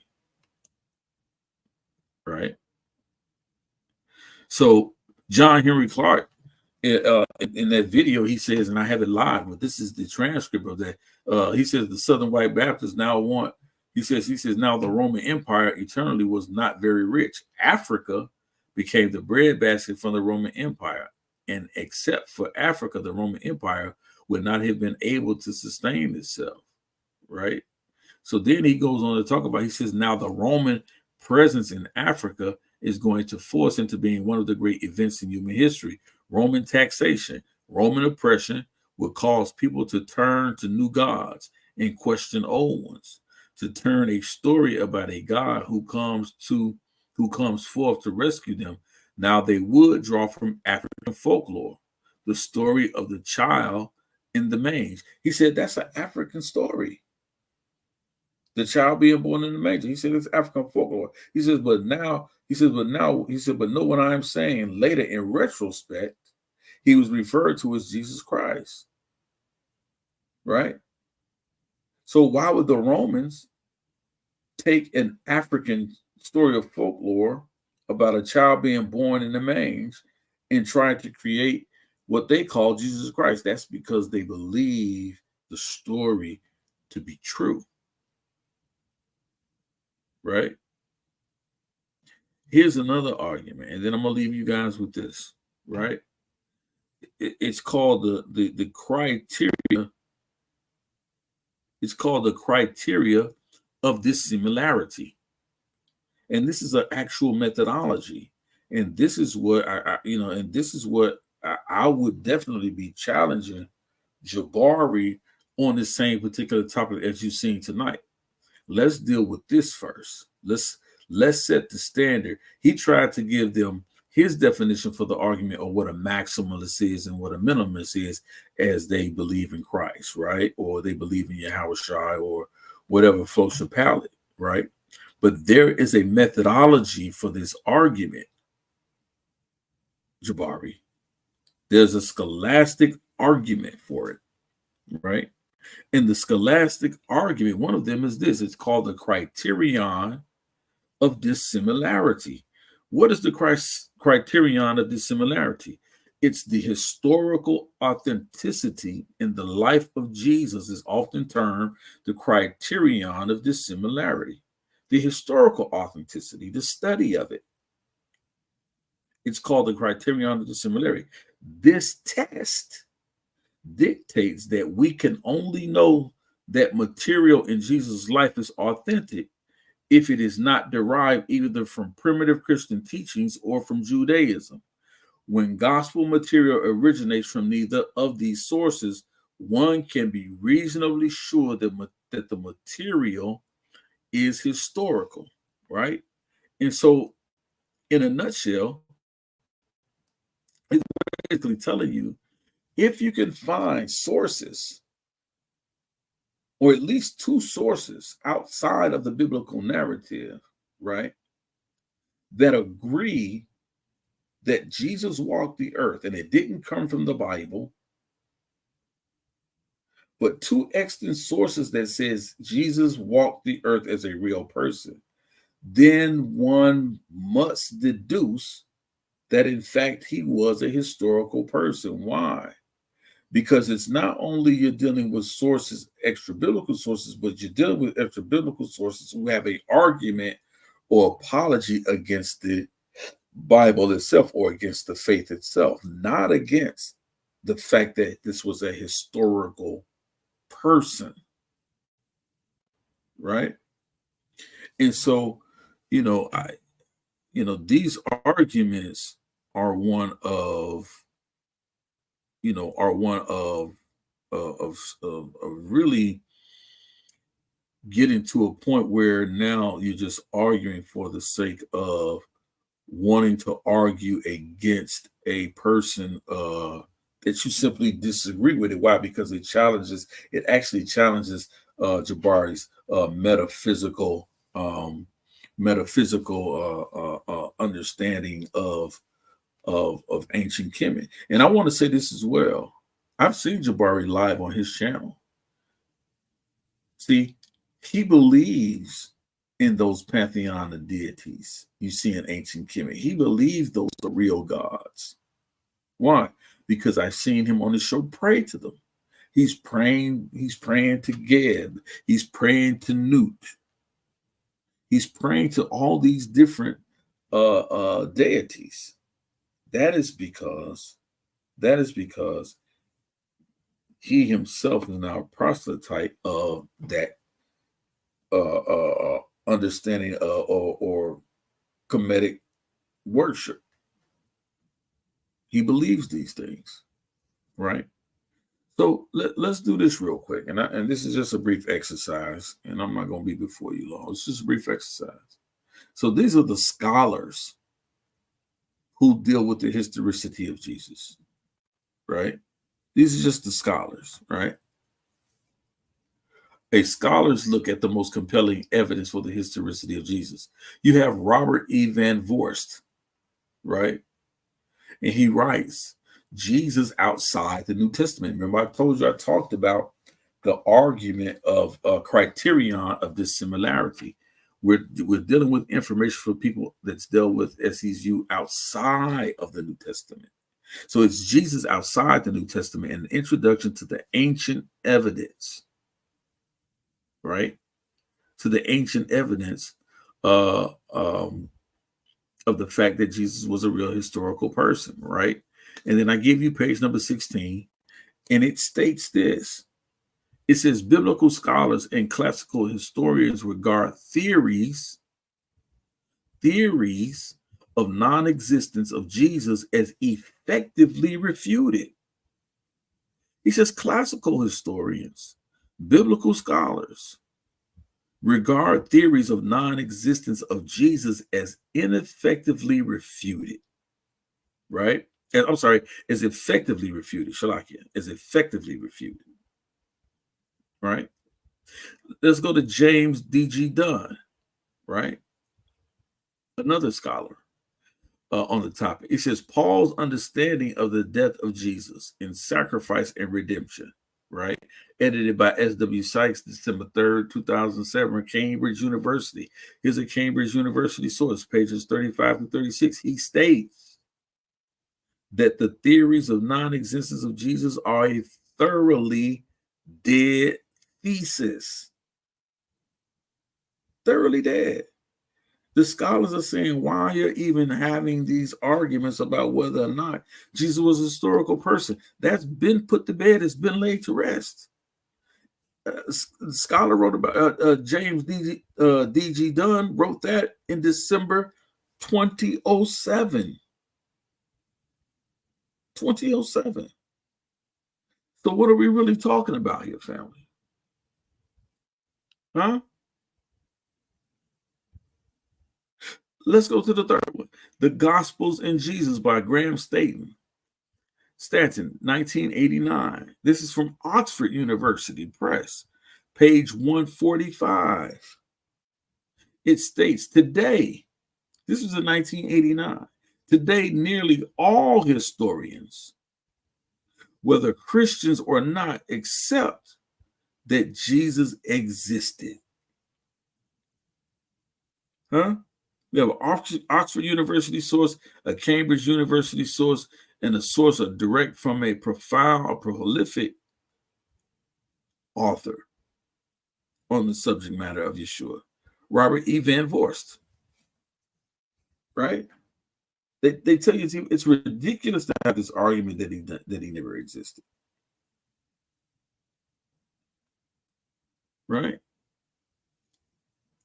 And I can go through a lot of these, but let's talk about this because we hear this a lot. And I just want to put this out here. We hear this a lot about there not being any archaeological evidence for Jesus, and I agree. The archaeological evidence of Jesus does not exist, or is far and few between, and none. Right? That's we have to be honest with that. But let's deal with it so that we can deal with it. There is no definitive physical or archaeological evidence for the existence of Jesus. There's nothing conclusive, nor would I expect there to be. This is Makito, right? He says peasants, now get this. He says peasants don't normally leave an archaeological trail. Who is he referring to as presence? Christ and his disciples and his followers, right? They were very poor. Considering the people of his day and age. These are peasants. They were always traveling and moving around. He says peasants don't normally leave an archaeological trail. The reality is that we don't have an archaeological record for virtually anyone who lived in Jesus' time and place, says University of North Carolina Religious Studies professor Bart D. Ehrman, author of Did Jesus Exist? The historical argument for Jesus of Nazareth. The lack of evidence does not mean a person at the time didn't exist. It means that she or he, like 99.9% of the rest of the world at that time, made no impact on the archaeological record. You see?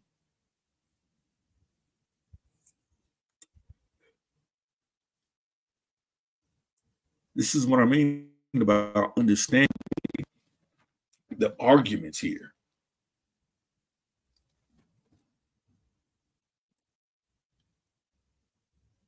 My good brother, JG7000 brought this out among scholars of the New Testament of the Christian Bible, though there is little disagreement that he actually lived. Lawrence McKintock, an associate professor of library science at Purdue University and author of a 2015 Biblical Archaeological Review article on the extra biblical evidence of Jesus, notes that there was no debate about the issue at ancient times either. There was just no debate whether or not he was a real person. It says Jewish rabbis who did not like Jesus or his followers accused him of being a magician, leading people astray. He says, but they never said he didn't exist. Not once. No one can show you that, family.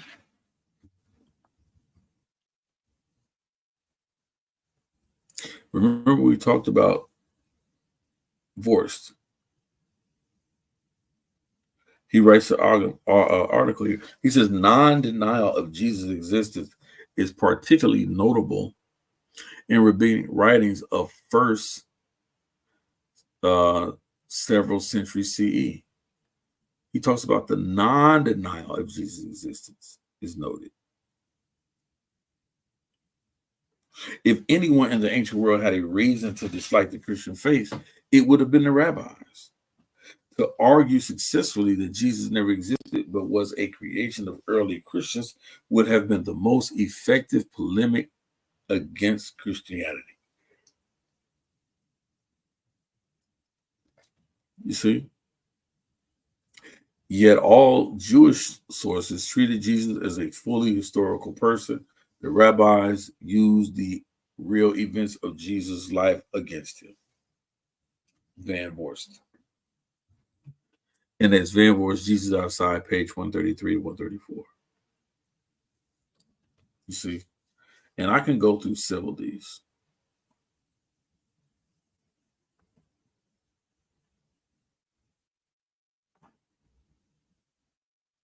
You know, so these are the things you have to be very careful for when we're reading and studying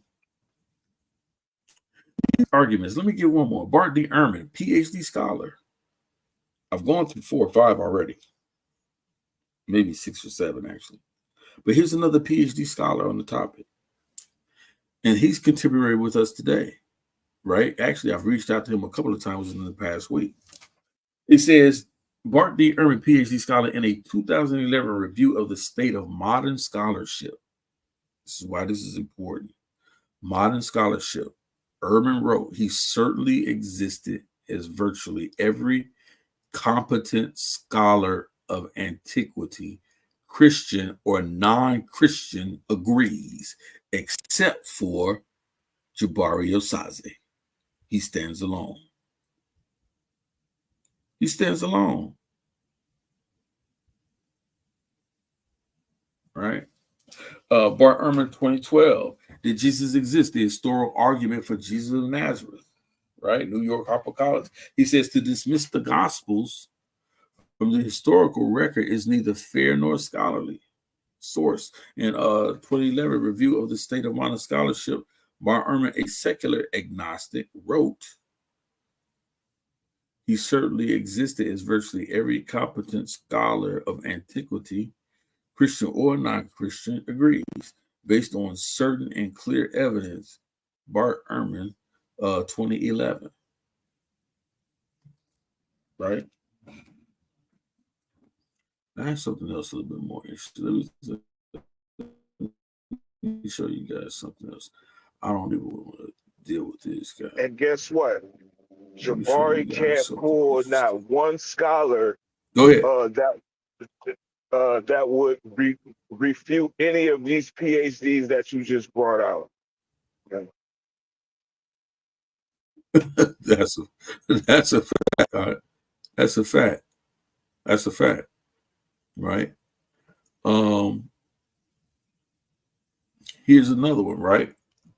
Extra biblical sources on the life of Jesus known in West Africa, pre-colonial era. You got in Alexandria, Egypt, in the 1st century, Eusebius wrote that the gospel writer Mark came to Alexandria as early as 43 AD. King Xana of Ethiopia declared Christianity its national religion in 330 AD.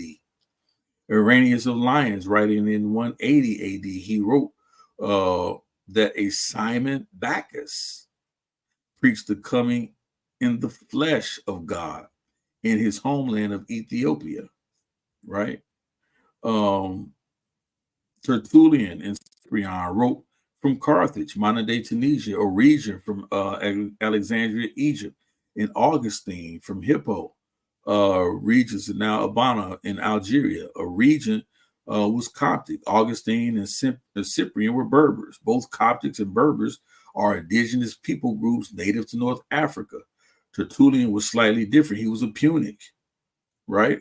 Or the Phoenician or Semitic stock. Punics were a Semitic people who had come from Canaan and settled in North Africa in the early Iron Age. But what is clear is that these four church fathers weren't stereotypical white men. They were Africans with North African skin tones, right?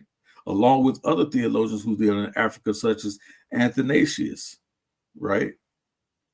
Clement, Ambrose, Pachomius, and again, Cyprius, etc. These giants of the church history fought off heresies such as Gnosticism, which Jabari clearly had no idea what he was talking about tonight when it came to dinner with Gnostics, as that's all he was reading. And Nepal caught it. I caught it. I know Yeremiah caught it, and many others did. That we were like, why are you reading from the Gnostics? The Gnostics never say he did not exist. He was wrong with that. Jabari said that the Gnostics claim that Jesus was nothing more than a mystic. That's incorrect. That's incorrect. Right? So the Gnostics, Arianism, Montanism, Marcionism, Pelagianism, and Messianism, they also agree that he was a historical figure, whether or not they agreed with his teaching. Early Christian sources outside the New Testament, right? And that's dealing with that criterion of dissimilarity again, as a methodology. Sources outside also mentions Jesus in details of his life. Important texts from the Apostolic Fathers are to name just the most significant and ancient ones, right? So watch this. Here's ancient, and I'm going to go into these. The ancient or oldest attestations to the historical Yeshua. From 30 to 60 AD, we have the Passion narrative. From 40 to 80 CE, we have the lost sayings, which according to most scholars, they call the Q gospel, who I believe they think it may have been Mark, was the actual writer of the Q source, but they don't know. And they believe that all of the Gospels, or most of the Synoptic Gospels, borrow from this Q source, right? Thessalonians, why? Why the book of Thessalonians from 50 CE to 601 CE? Why? That Paul wrote. These are his epistles or his letters. They had a big argument of epistles and letters. But these letters are known by scholars to be authentic letters of Paul. At least 7 letters of Paul they claim to be authentic writings of Paul. But Thessalonians, Philippians, Galatians, Corinthians, Romans, Philemon, Colossians, all these books agree that this was a historical figure. The signs of the Gospels, the book of the Hebrews, the Didache, the Gospel of Thomas, right? Excurrentius, yes, in 1224, the Gospel, the Apocalypse of Adam, Eunosto, the Blessed, Sophia of Jesus Christ, the Gospel of Mark, the Epistle of James, Egerton's Gospel, the Gospel of Peter, the Sacred Mark, the Fayum fragment, right? It's an actual document, the Fayum fragment, the testaments of the 12 patriarchs, Marabar Serapion, 2 Thessalonians, Ephesians, the Gospel of Matthew, 1 Peter, Epistle of Barnabas, Gospel of Luke, Acts of the Apostles, 1 Clement, Gospel of the Egyptians, Gospel of the Hebrews. Right? So we see that there is quite a people who attest to it. And this is what most scholars agree upon. Right? I could pretty much go on.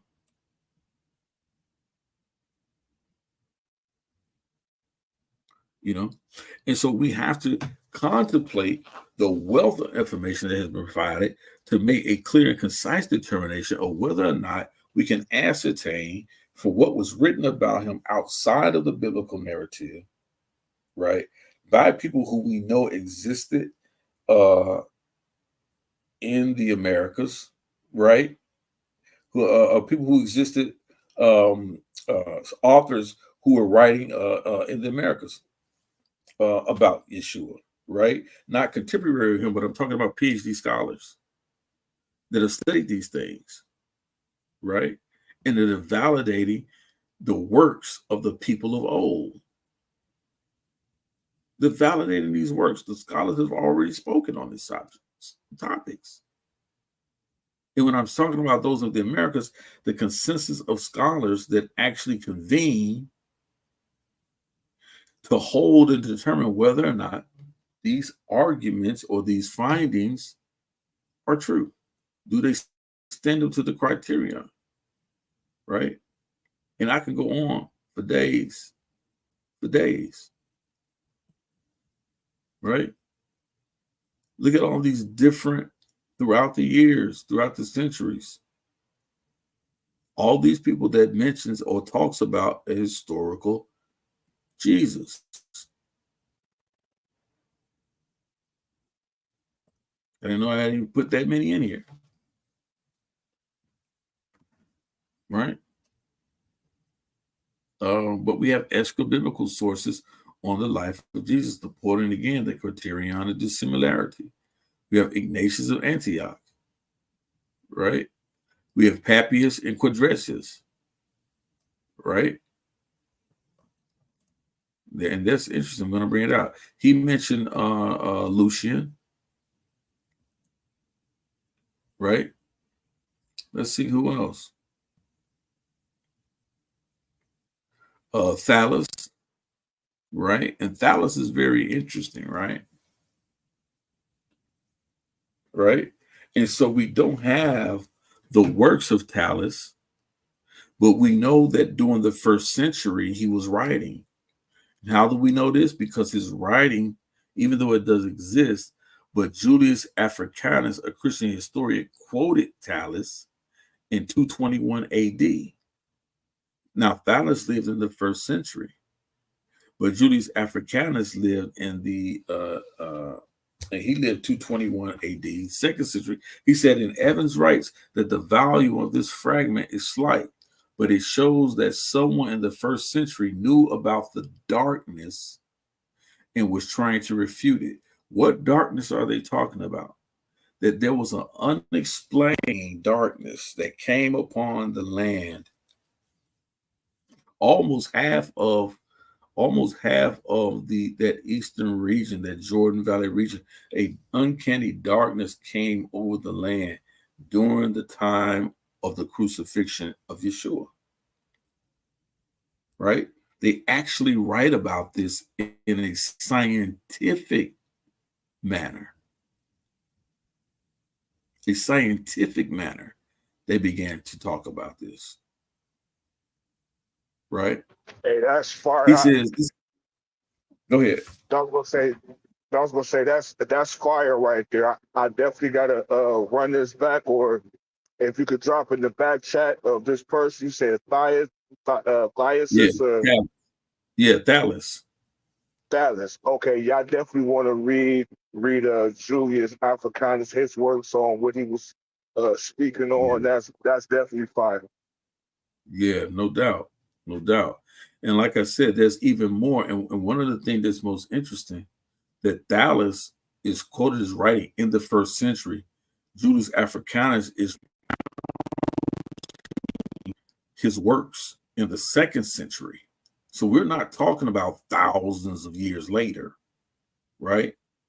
And so what's most important about this, there is also another person who talks, an astronomer. He studied astronomy during the 1st century, and he writes about this darkness, because what he tried to do was he tried to count back or discount the fact as to why there was a solar eclipse at a time where there should not have been one.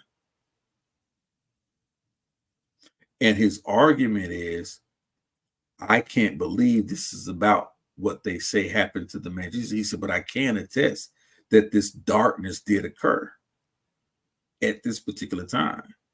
And so it's funny that the Bible records it, but we have 2 extra biblical sources that talks about this, and they talk about it in a scientific manner, right? And so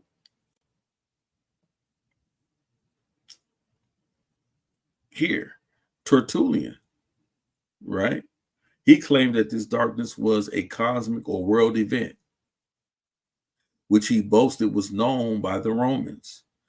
Africanus recorded Philion, and that's the other gentleman's name, Philion. Philion and Thales, on 2 separate accounts, this world darkness, as they describe it, right? And Philion writes in 137 AD. Philion wrote that that during the 202nd Olympiad, he said this is when it happened, right? This is what Philion says. He said this world darkness occurred, just as Thales says, but it happened during the 222nd Olympiad. And guess what happens when you date the Olympics to the 222nd Olympiad? Guess what year that was? It was held in 33 AD, the same year that the biblical narrative lines up with the crucifixion of Yeshua, 33 AD. See, these are extra biblical sources. You see? But written about in a scientific manner. He says there was a great eclipse of the sun, and it became night in the 6th hour of the day. You know what else lines up with that? The biblical narrative of the crucifixion of Jesus in the Synoptic Gospels. This was a world event. It happened just as if 9/11, when 9/11 happened. Most people can tell you what they were doing at that exact moment when those planes struck those towers. It's called an event. It's called event memory trauma. When something traumatic happens, you have people remember the event. Now, what happens from 9/11 when you hear the various eyewitnesses? They all give a different account to their personal experiences, to what's going on, things that they noticed, things that occurred. But guess what? They all agree that there was a terrorist attack, whether or not necessarily a terrorist attack, but there's a traumatic event happened on 9/11. They all agreed to that. And these these writers, these recorders of history, scientific writers during this particular period of time, record the fact that something happened during 33 AD, which coincides with the biblical narrative crucifixion of Christ, who they say was crucified in 33 AD. Christ was crucified at age 33. He says they call it the great eclipse of the sun. This is what Philigon called it. And he gives it the exact time that the biblical narrative says. He says it became in the 6th hour of the day. I can Go tell ahead, you brother. right now, man, my mom woke me up. It was like between like 8 8:15, 8:20 in the morning, man. Woke me up while it was happening. Like, as soon as the first plane hit, boom, it was live on TV. I was like, like, oh, man. You know what I'm saying? So that's a true thing. Facts. Facts. And they've studied this. I talk about this in a part of this presentation, talking about the effects of event memory trauma. Right? And guess what? Some people remember extensively in detail, and some people can't remember any details at all because trauma affects everyone differently, but they all affect memory. You see, they all affect memory. Sometimes when you have people that experience a traumatic event, they can't even remember what happened. Sometimes they don't remember how they got from one place to the next place. They can't tell you how they got there. The effects of memory trauma. And so doing the crucifixion, and then not only doing the crucifixion, but this world darkness that came about when it should not have. And the thing of it is not just the fact that it was a world darkness, right? Like an eclipse, like we experienced a few months back, right? They had this solar eclipse, right? This was a blotting out of, they claim, not just the sun and the moon, but they weren't able to see the stars in the sky. And this is what made the watchers of the stars at that time take notice, right? And they talk about this. This guy here, Phlegon, he talks about it in a almost scientifically mathematical breakdown he actually gives. I'm gonna try to find that I have in here. I have it in here somewhere.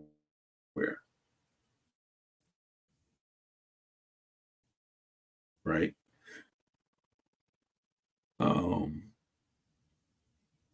Because I really want to show that he gives it a complete breakdown mathematically, right? People don't often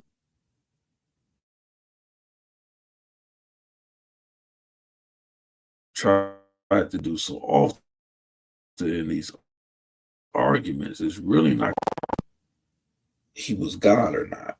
That's not the basis of my work in here, but was the basis of, can we show, is there enough evidence to show and to prove definitively that Jesus Christ, Yahweh Shai, or Yeshua, whatever floats your palate, walked the earth as a flesh and blood person, and that he was known as a rabbi or a teacher or a spiritualist, a spiritual person.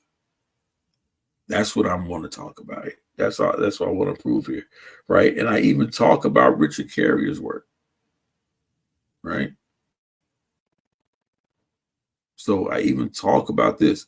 And so even going into a lot of these things, and here's another important issue, right? I always hear this float around, and people don't even know that they actually be talking about this, right? Because I heard somebody over in Sinet's chat earlier talk about, well, you can't get around Bacchus. Well, why can't we get around Bacchus? It's easy. It's easy to get around, because what they've done is they've tried to line up these other mythological characters with the life of Jesus. Now, there is an argument out there that you often hear, oh, Jesus is nothing more than part of those dying and rising deities, dying and rising saviors, right? This is what they talk about oftentimes. And they make this argument to compare him to Horus or Asar or whatever other deity they come up with, right? Cyrus, whatever.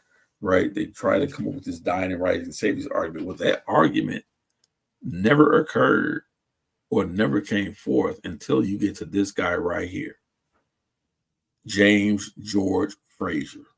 Remember that name, James George Frazier, right? So he talks about the golden bough. He said it's a 12-volume collection of mythology and accompanying commentary on the religions around those myths. It was published by James Frazier in 1890 and is a seminal work in the field of comparative religion. The concept of a dying and rising God was first proposed in comparative mythology by James Frazier's seminal work, The Golden Bough, in 1890. Frazier associated the motifs with fertility rites surrounding the yearly cycle of vegetation. Frazier cited examples of Osiris, Tammuz, Adonis, and Attis, Dionysus, and Jesus. So no one even made these arguments until 1890. You see? No one.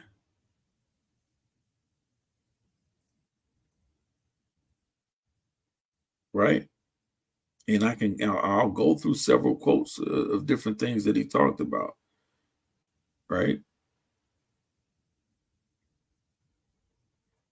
You know, so and there's just certain things we have to, we have to make clear in our understanding of this, right?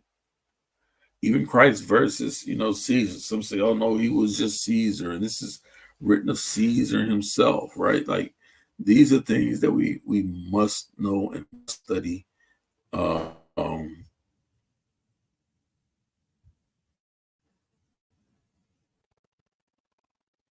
To deal with these arguments, right?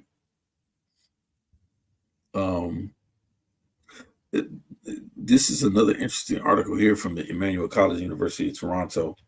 Christopher B. Zeichman, he writes about the military forces in Judea at the time. They were stationed from 6 to 130 CE, right? And so the status of quotations and relevance for New Testament studies. He talks about who actually crucified Christ, right? And so this is what they're noting, right, in these militaries, and this is what they were writing at the time. He said the armed unit that crucified Jesus was an auxiliary unit called cohors, cohors one or Sabastorium. It should be noted that auxiliary units, otherwise known as cohorts, were made up of 800 non-Roman soldiers who provided military support to the legions themselves. Cohorts, was an armed unit of palace guards and cavalrymen that was founded by Herod the Great, king of Judah, before his death, which occurred approximately 34 years prior to Christ's crucifixion. And one of the reasons why this is very important that we understand this right here is because if you read in the biblical narrative, when the soldier comes to him and says, my daughter is sick, and if you just send your word and pray for her, she would be healed, right?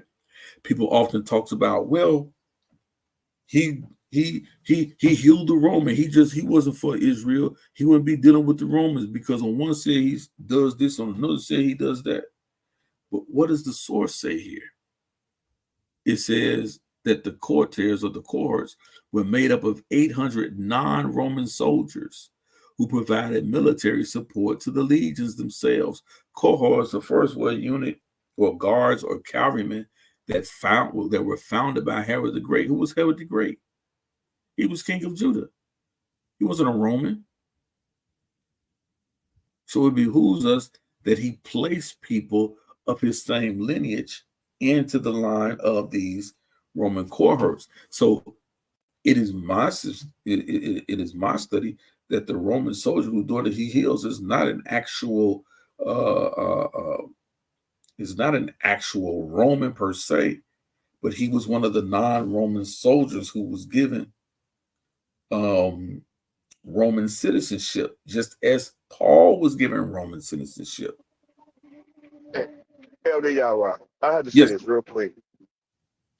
This just gives, right? Because I have a small thesis about Cornelius, right?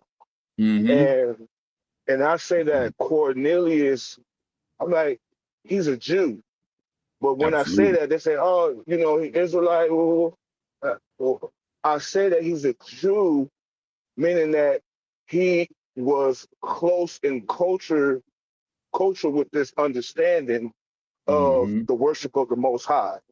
You see, Mm-hmm. and when we look at even, so I say two things about Cornelius.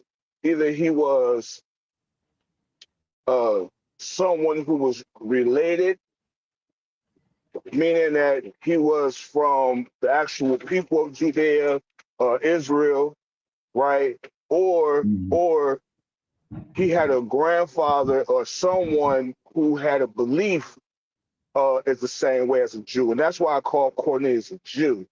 And so that this source right here that you bringing out gives some validity um, to my state, and I Mm-hmm. appreciate that, LDR. I Mm-hmm. thought up for that. Yeah, absolutely. Absolutely. Um, and this is what I tell people, like without thorough study, just looking at this stuff on the surface, you won't get it unless you really dig into the sources outside of the biblical narrative. Because if you don't understand the culture, and this is one of the things I learned from uh, uh um Divine Prospect, Ron Shields, and Zion Lex, is that not only study the that you're reading, but study the culture of the time.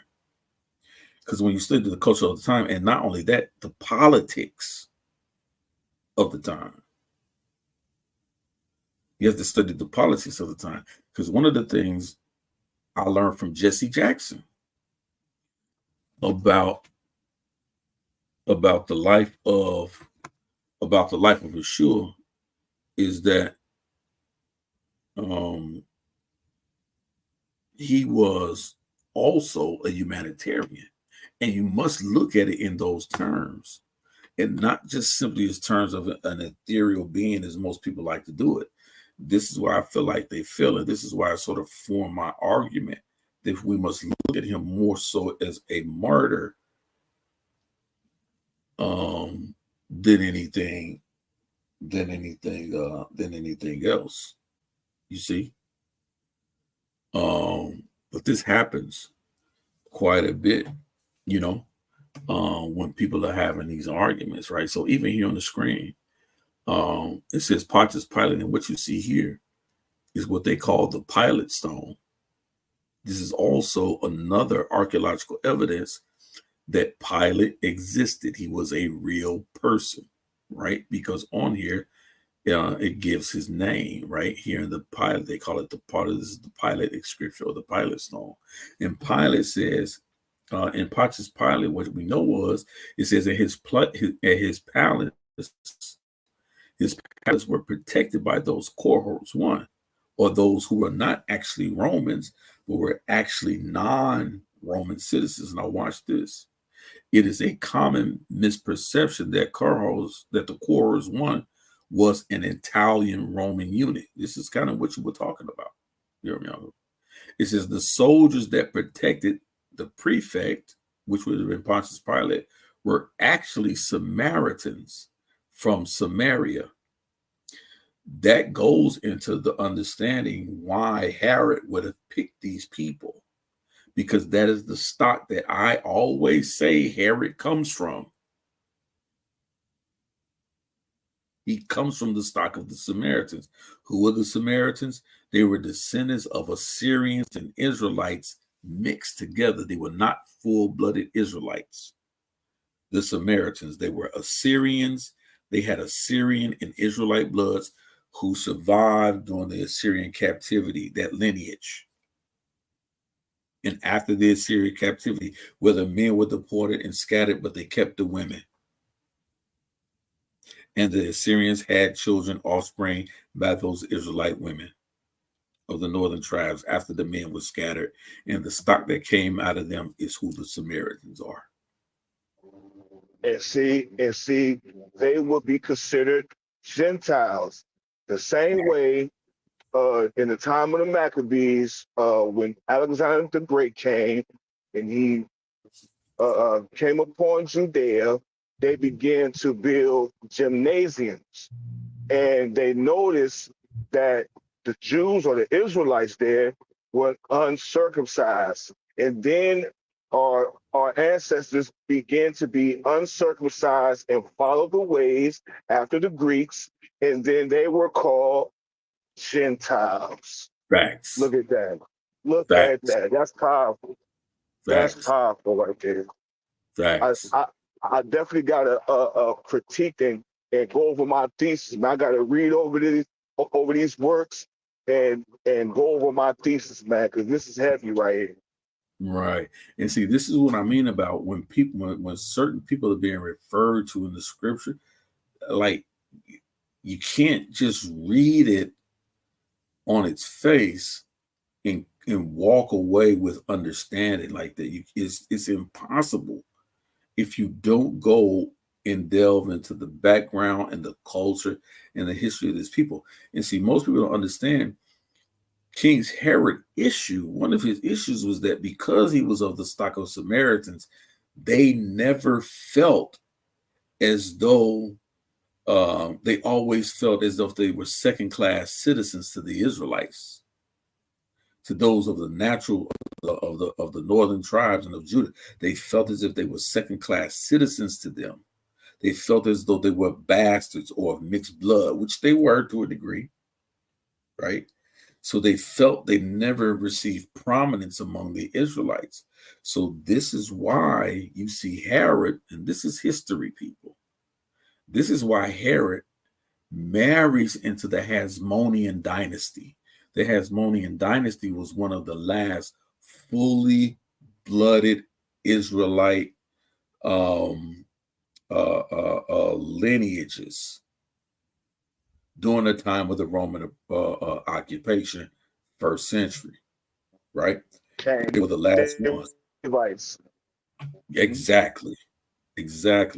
And so in order for Herod to be recognized or to not feel as though in their quest for power to be this second class citizen, in which he knew that the Israelites and the priests in the Pharisees and the Sadducees, those of Zadok, the Sadducees, those of Zadok, the Sadducees, those of Zadok, would accept his people or accept him, right, or give him any preeminence, was that he had to somehow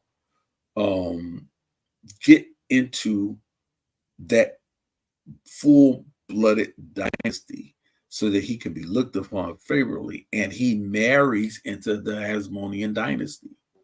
But when he marries into the Hasmonean dynasty, he has children by the Hasmonean princess, by his wife, right? Now he comes to power, right? Now he has children who now have royal blood, Israelite royal blood. And then what does he do? He kills a couple of those children. Why? Why does he do that? He kills his wife, the full-blooded Israelite. Why does he do that? Because she still wielded power as a full-blooded Israelite, and him quote unquote a half-breed or a mixed or Samaritan. This is why Christ makes the alliteration. In the book, the Samaritan woman says, look, we don't even worship together. Y'all worship on Mount Gershom. Why? They worship a completely separate deity. They didn't even worship the God of Israel. You see?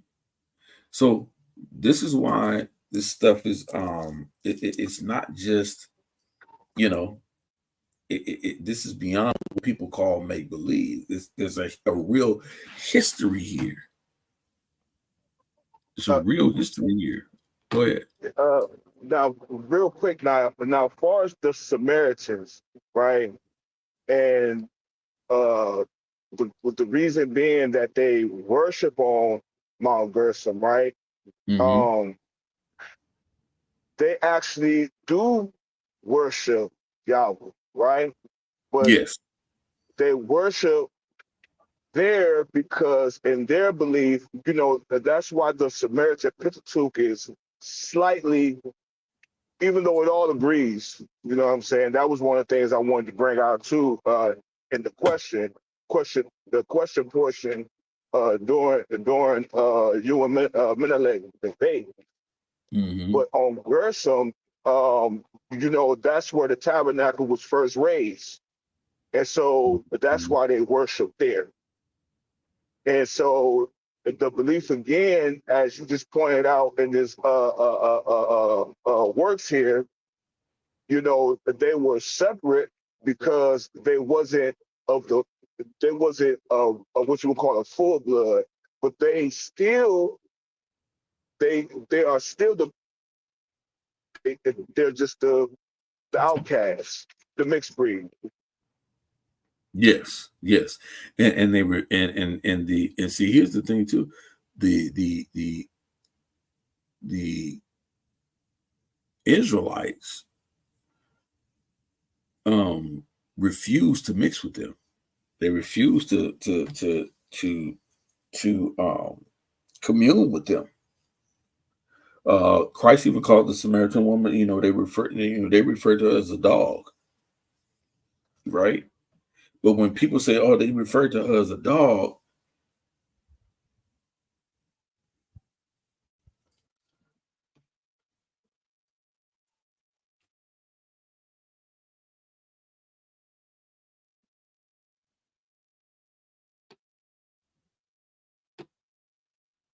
um, they refer to her as a dog. But if you look up that term, that term is Caleb or Caleb. And if you understand the story of Jezebel, right, it that is what they call the male priestess that worship along with Jezebel and the deity that she brought into Israel during the time of Ahab, right? So when it talks about when Jezebel died, it talks about that the dogs licked her blood, is actually referring to in some sources about these priestly men, or these men that came and wept over her, right? Um, and in that they became and they actually began to smear her blood on their tongues and in her mouth in mourning over her. Um, and so in some instances, so when he calls her a dog, people say, oh, he just called her a dog and different that, but it's actually referring to an actual uh, group of people that had a spiritual connotation to it. And if you look at some older writings and some older paintings, I think during the medieval times, you'll see where they have these priests dressed up almost like in Catholic garb, right?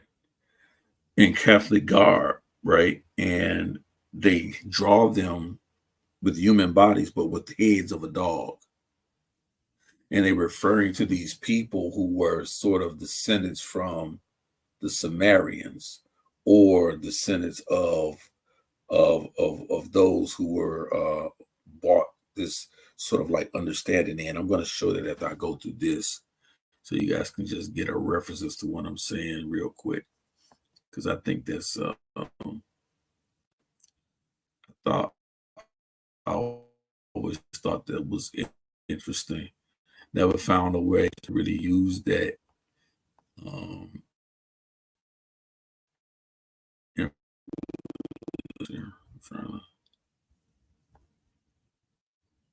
show that real quick.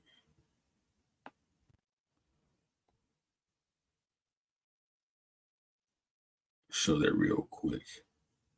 And like I said, I don't want to go into. I don't want to go into a lot of the information I have. I probably got like 300 or 400 slides on this information. Um,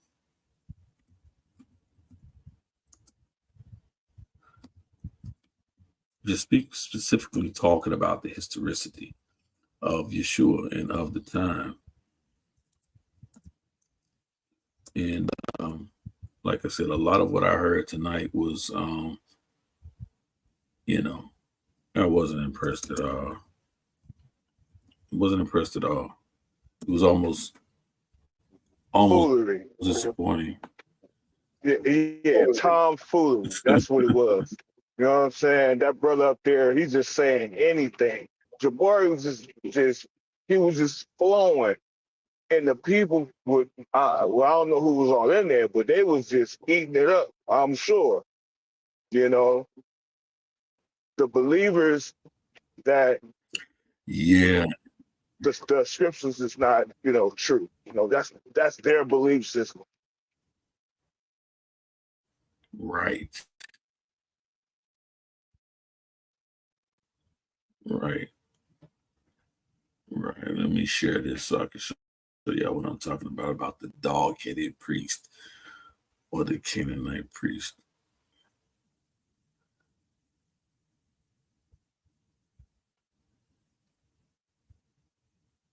Let me show you guys this.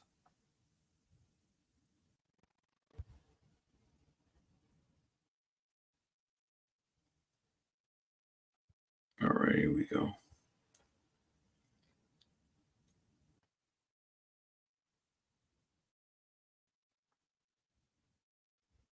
I'm trying to tell sometimes you gotta really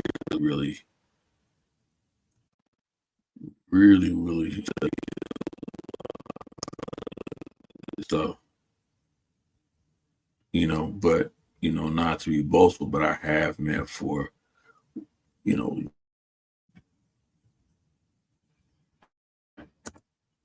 so, a lot of times when I make these arguments, people don't really understand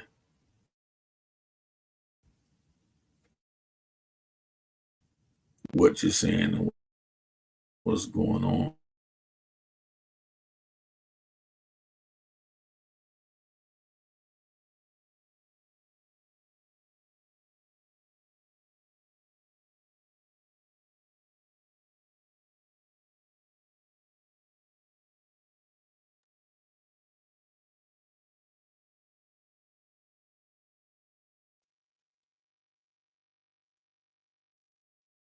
All right. Let me see. Understanding the dog head icon of Saint Christopher. Right.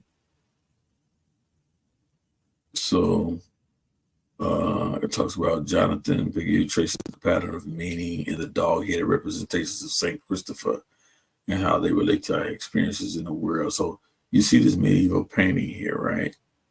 This is a Catholic priest. You see clearly here, he has this dog head, right?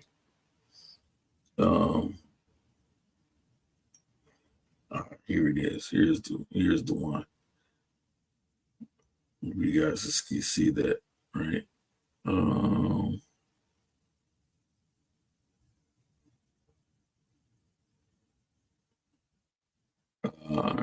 Here we go. I'm trying to see where the part is where I can read that. Well, I can read it clearly.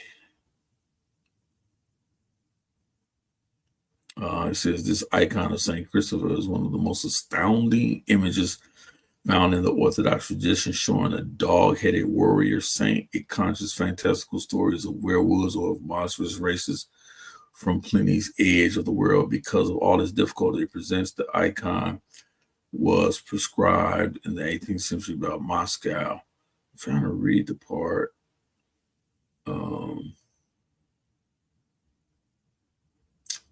Let's see.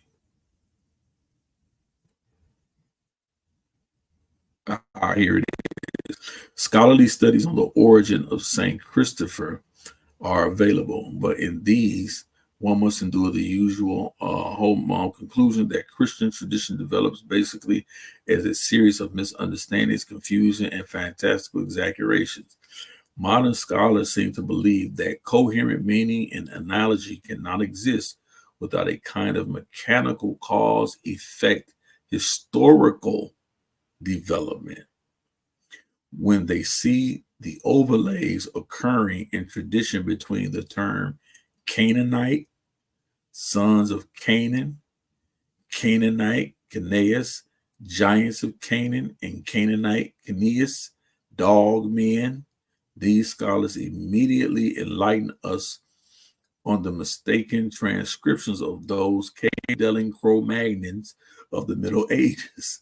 Yet these same scholars remain blind to how profound and how intuitive some of these relations can be, right? And so you see here, they give an alliteration to this dog head tradition of imagery, right? Of the people who they refer to here as, here it is, right? As Canaanite or the sons of Canaan or Canaanite. And so this is often, you hear people say it, but this is where we get our derivation of canine from, right? Canine from. So can y'all hear me? This is no sound. It's okay, we hear you now. Yeah. Or canine from. So, and they make a connection to these being people being of cave dwelling or Cro-Magnons of the Middle Ages, that these were dog-headed people, but it has a more spiritual, more scientific reference to these images. And so let's look at that. Right, we saw that. Now let's look at what they call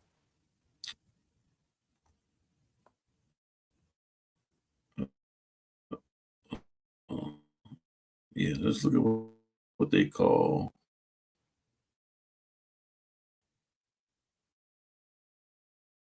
the bell.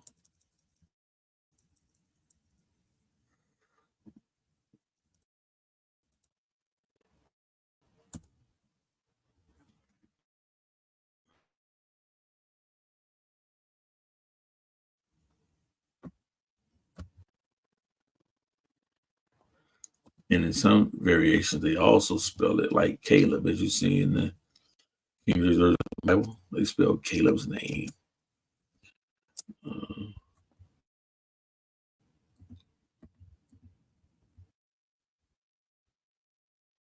Got it.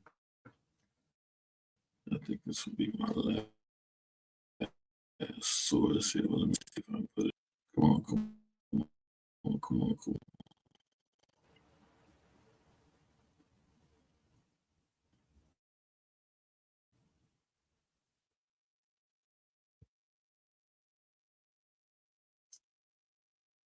Let's see.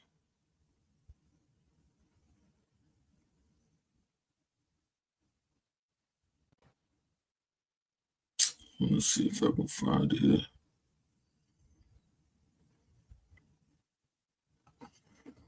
Let's see.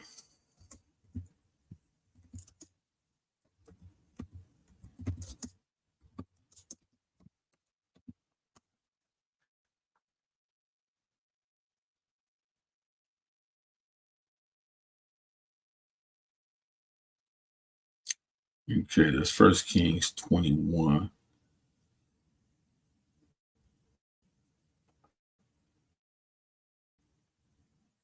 First Kings 21.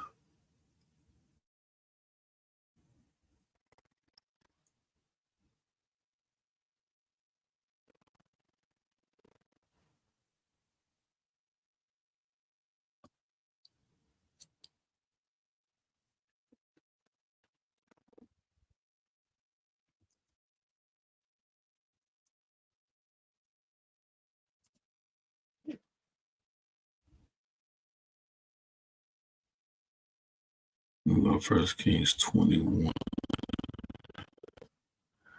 and verse 19. And I want to share that. Right. First Kings 21 and 19. And it says, now look at this here. Right? Look who we're dealing with, right? It says, "Arise, go down and meet Ahab, king of Israel, which is in Samaria," right? Talking about those who just talking about Samaritans, right? I'm going to make this a little bit full circle. Behold, he is in the vineyard of Naboth, right? Whither he is gone down to possess it. Verse 19, "And thou shalt speak unto him, saying, Thus saith the Lord, hast thou killed and also taken possession? And thou shalt speak unto him, saying, Thus saith the Lord, in the place where dogs lick the blood of Naboth, shall dogs lick thy blood, even thine." Let's go into this here quickly and see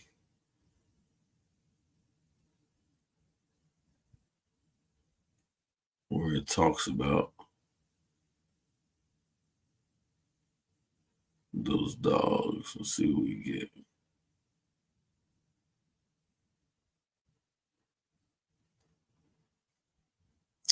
Here we go. Let's see. Here it is right here. Y'all want to hear the word? Watch this.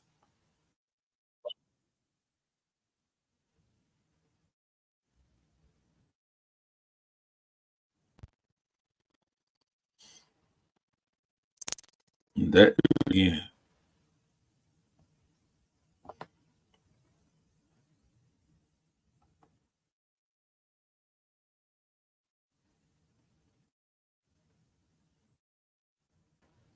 Now let's look.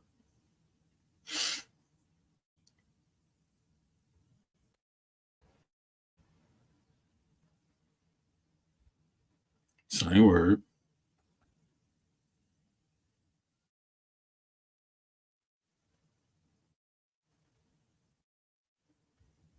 All right.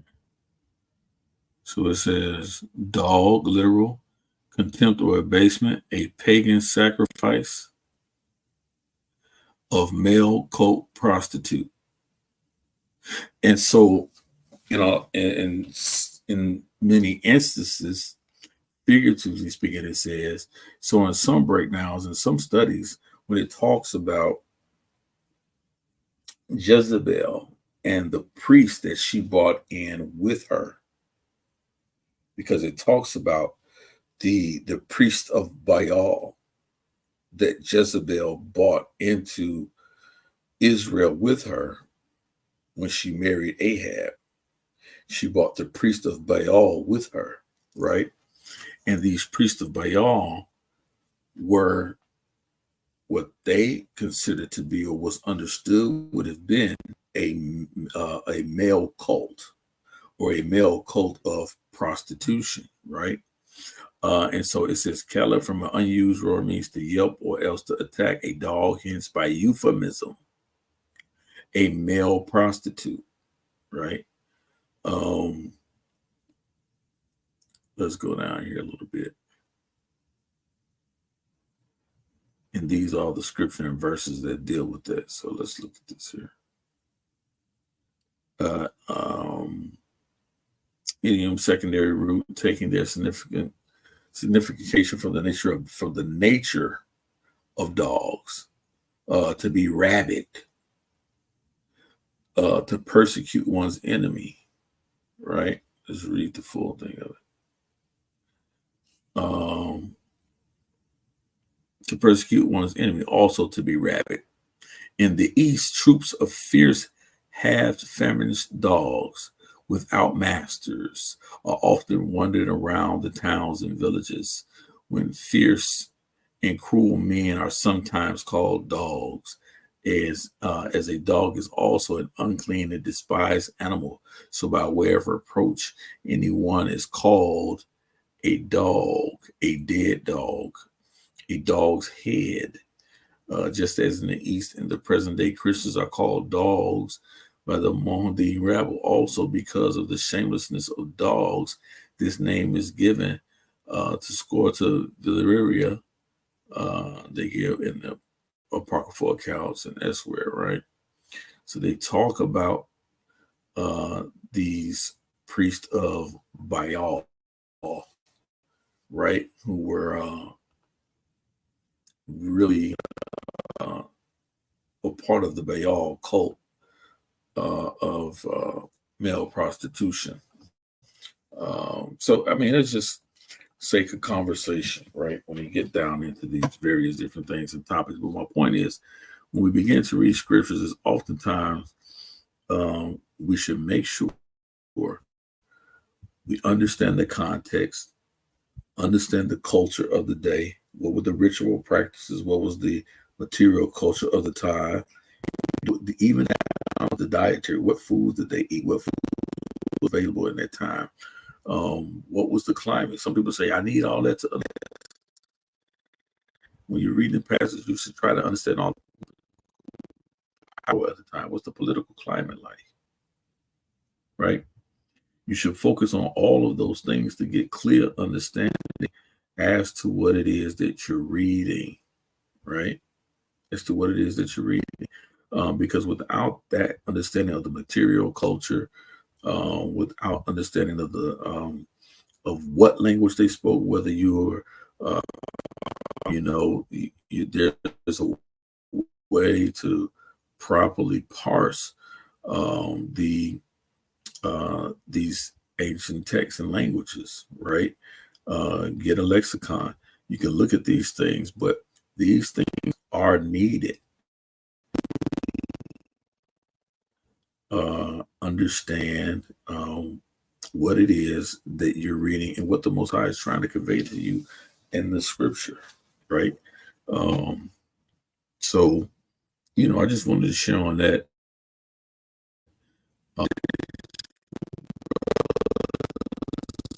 For coming on, Yerm Yahoo, JJ 7000, Brother Marcus, some of the things that we heard from Jabari on this evening and his conversation with the pastors, Bennett and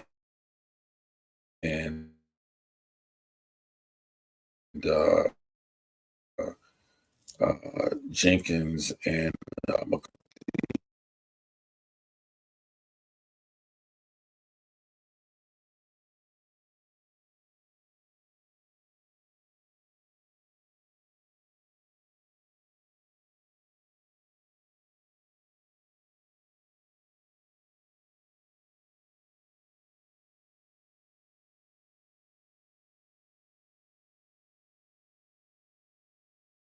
let's play some. Let's see here. That's about it. But again, peace and blessings to y'all, man. Let's see here. And that's it, man. I'm gonna close this thing out. Man, y'all have a blessed evening, man. Be safe out there.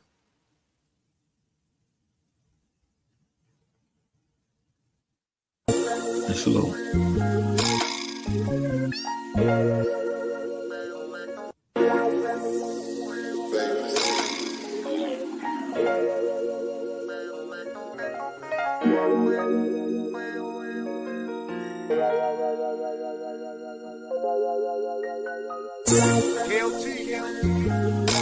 Turn my mic up. Better y'all rock. New toy movie. Tell them tanks on the ground.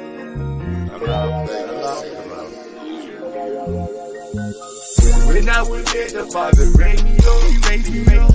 And all my sins, He never gave me up. No. And all my wrongs, He gave me up. Then hear them tanks up on that ground. Say, yeah, that wreck them up. It's new toy movie. Out of the toy. Going with that toy. That toy.